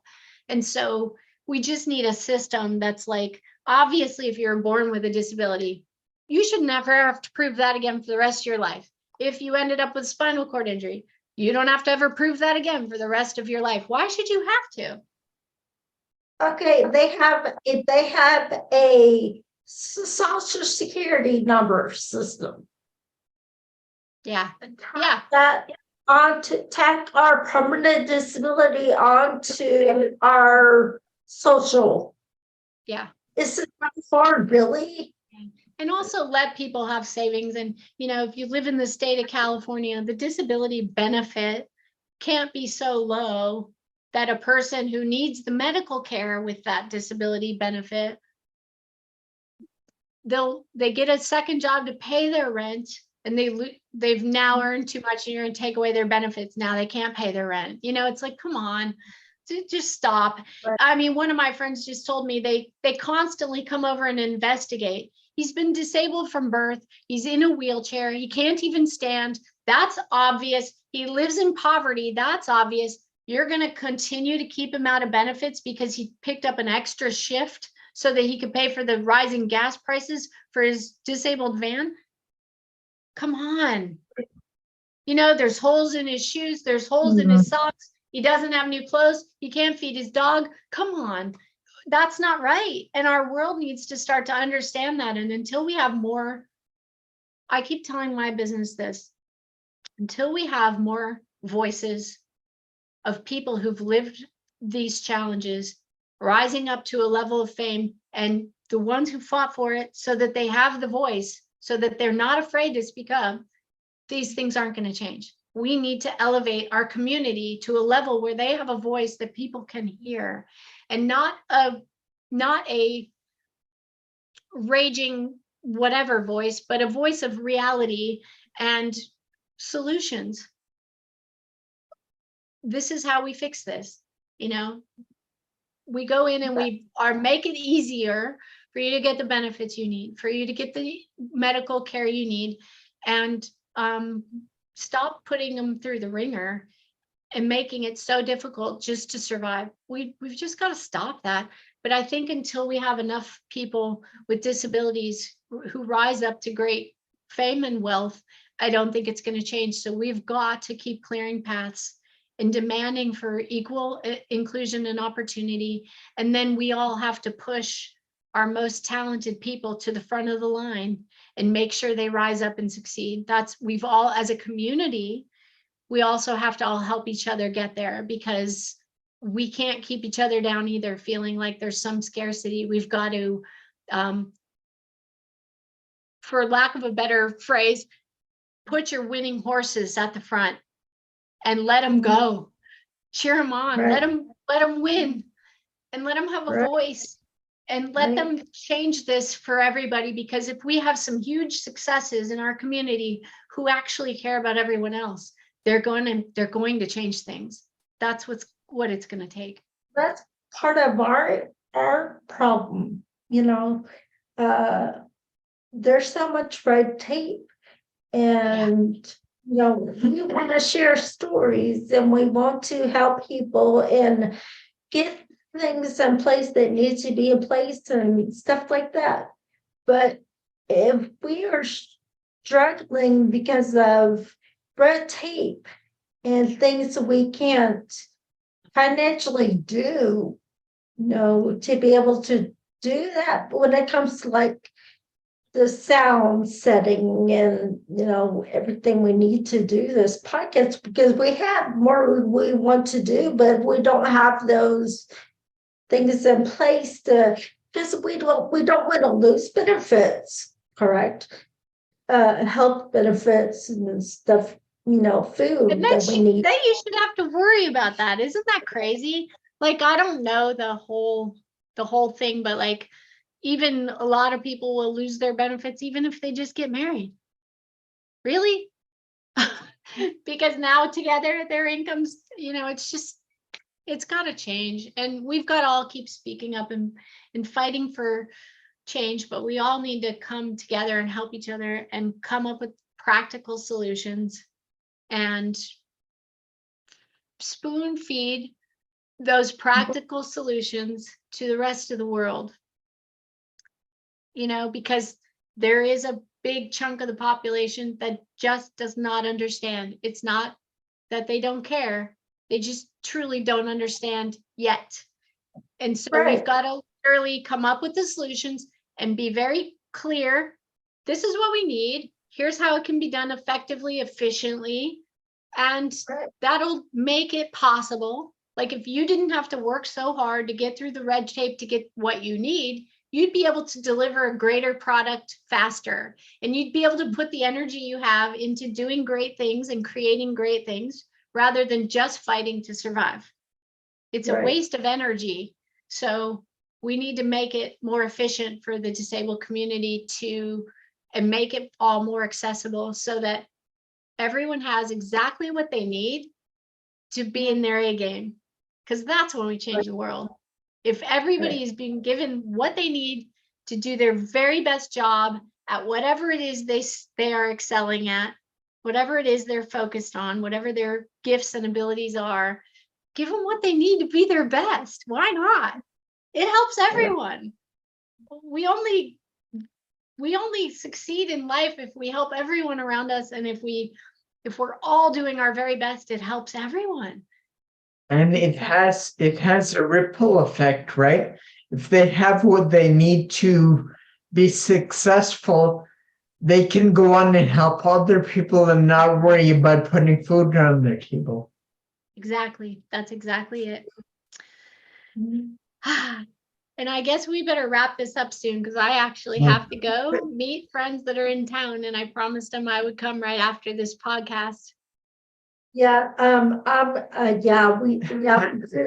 we've both been sick, so we're like at the end of this, and we're like, both of us are like, yeah, so.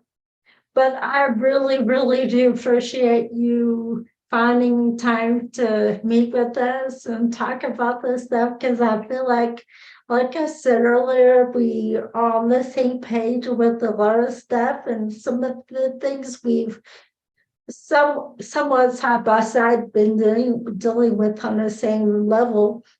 So it's been wonderful. Thank you so much. Thank you for adjusting your schedule to make it work also. I appreciate that. And it's been great meeting you. And where are you guys? Where are you located? Houston. Oh, you're in Houston. Oh, well. Well, we're north of Houston, about Okay. 75 miles. Okay, so MD Anderson is like they saved my life, and I go back there every year. I'm very fond of the doctors in Houston, and years ago, I was right 2005, next door. you were right next door. Herman Memorial. Oh, Herman. Memorial Herman. Actually, in 2005, I got hired to cast a television show called Miracle Workers, and they had me interviewing doctors around the country. They wanted me to find the best doctors.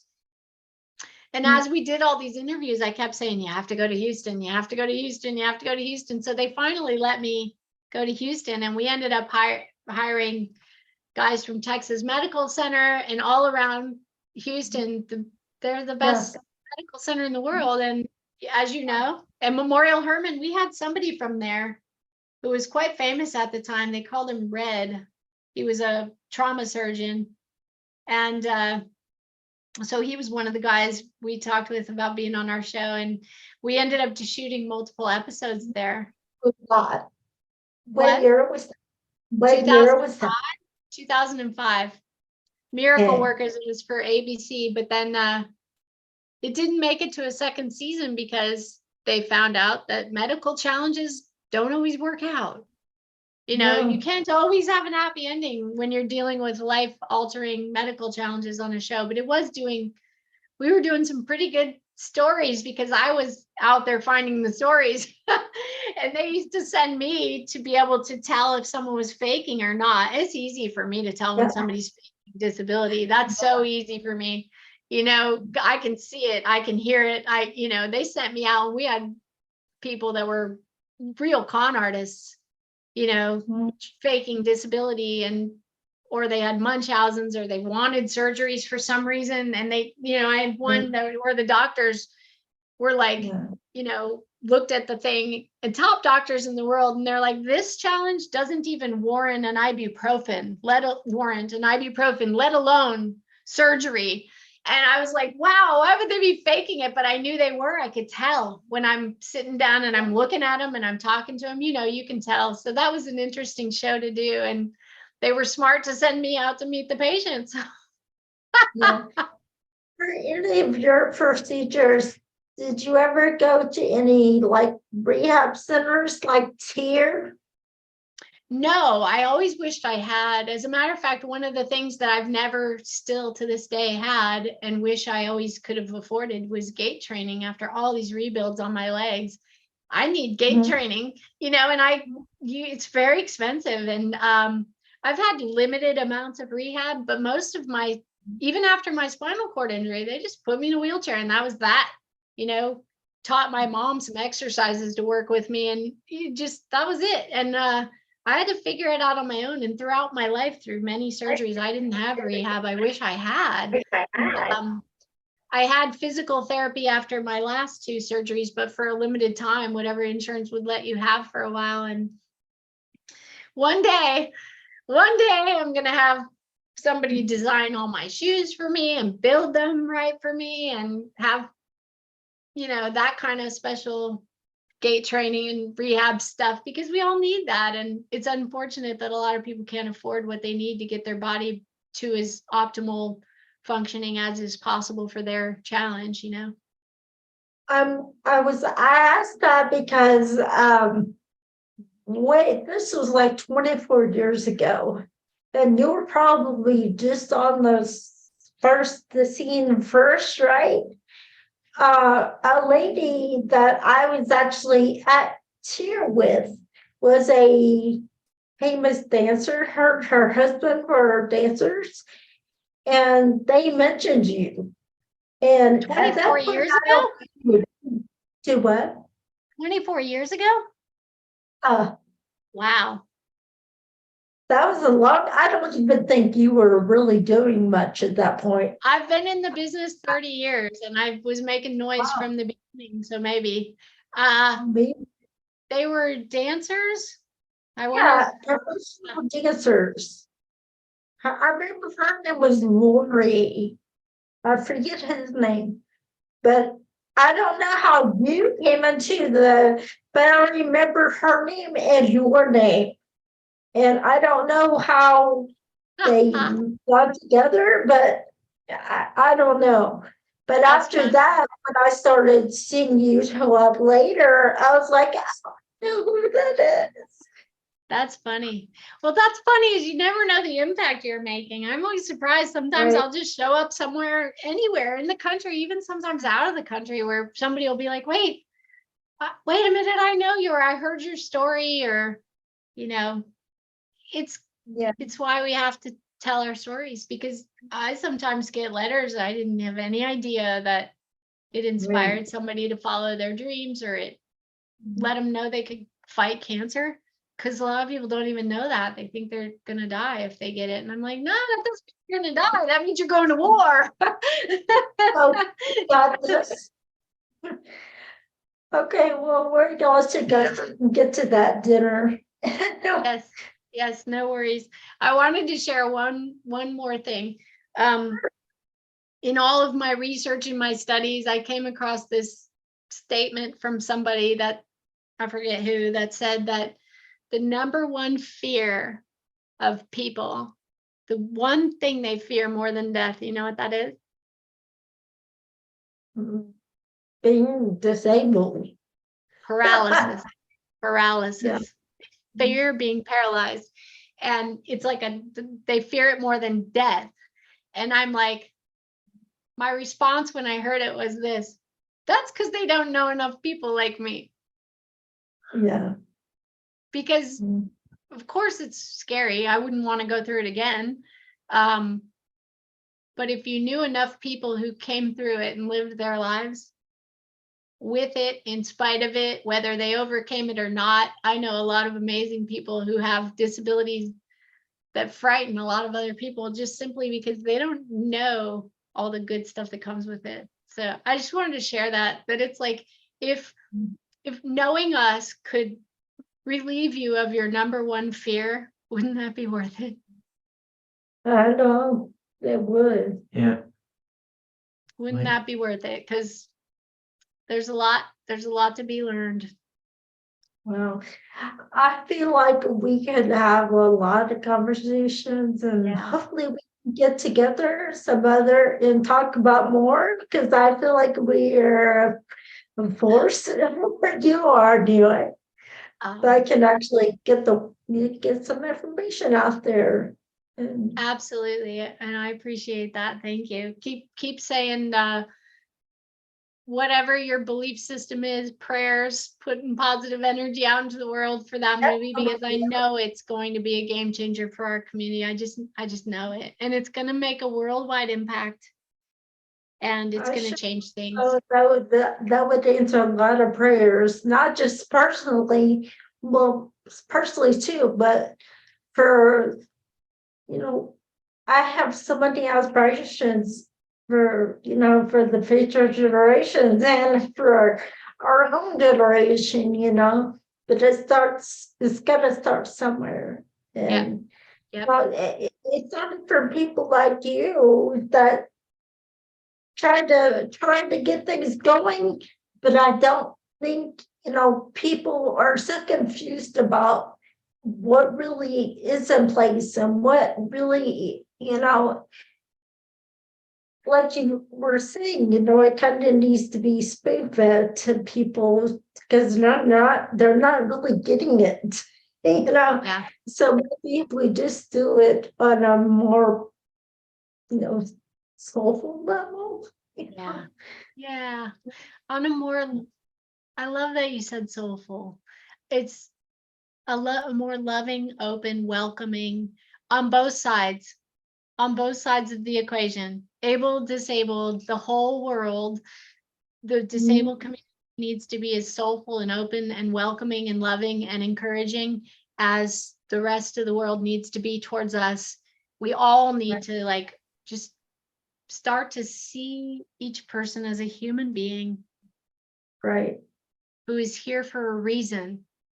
Every one of us is here for a reason, and we've just got to help each other, all of us, be the strongest, best version of ourselves. And the only way we do that is if we really start to care about everybody, regardless of their difference.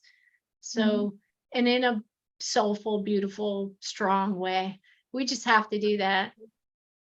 And I hope the next generations will learn something from us too about doing it in a way that's empowering themselves and others, not disempowering anybody else, not taking from anyone else, but all giving to each other and giving people what they need to be their best, to do their best, to be their best in this lifetime. Exactly. It was really a pleasure to meet you. It's really nice talking to you. It's Eileen. very nice talking to you. Hey. And maybe we'll meet up sometime when I'm in Houston. Yes, it always depends on what they're going to put me through that year, but yeah. And the reason you're here, hopefully not medical. I come to Houston every year, always for medical. It's always for medical. So I never know what I'm going to go through when I get there. So I never know if I'm going to be up for meeting up with people, but every year I have to go back. Listen, keep in touch and let us know, and we'll try to do the same and let you know what we're up to. Okay, sounds good. Okay, keep up the good work. Thanks Really. again. You're so welcome. Bye. Bye.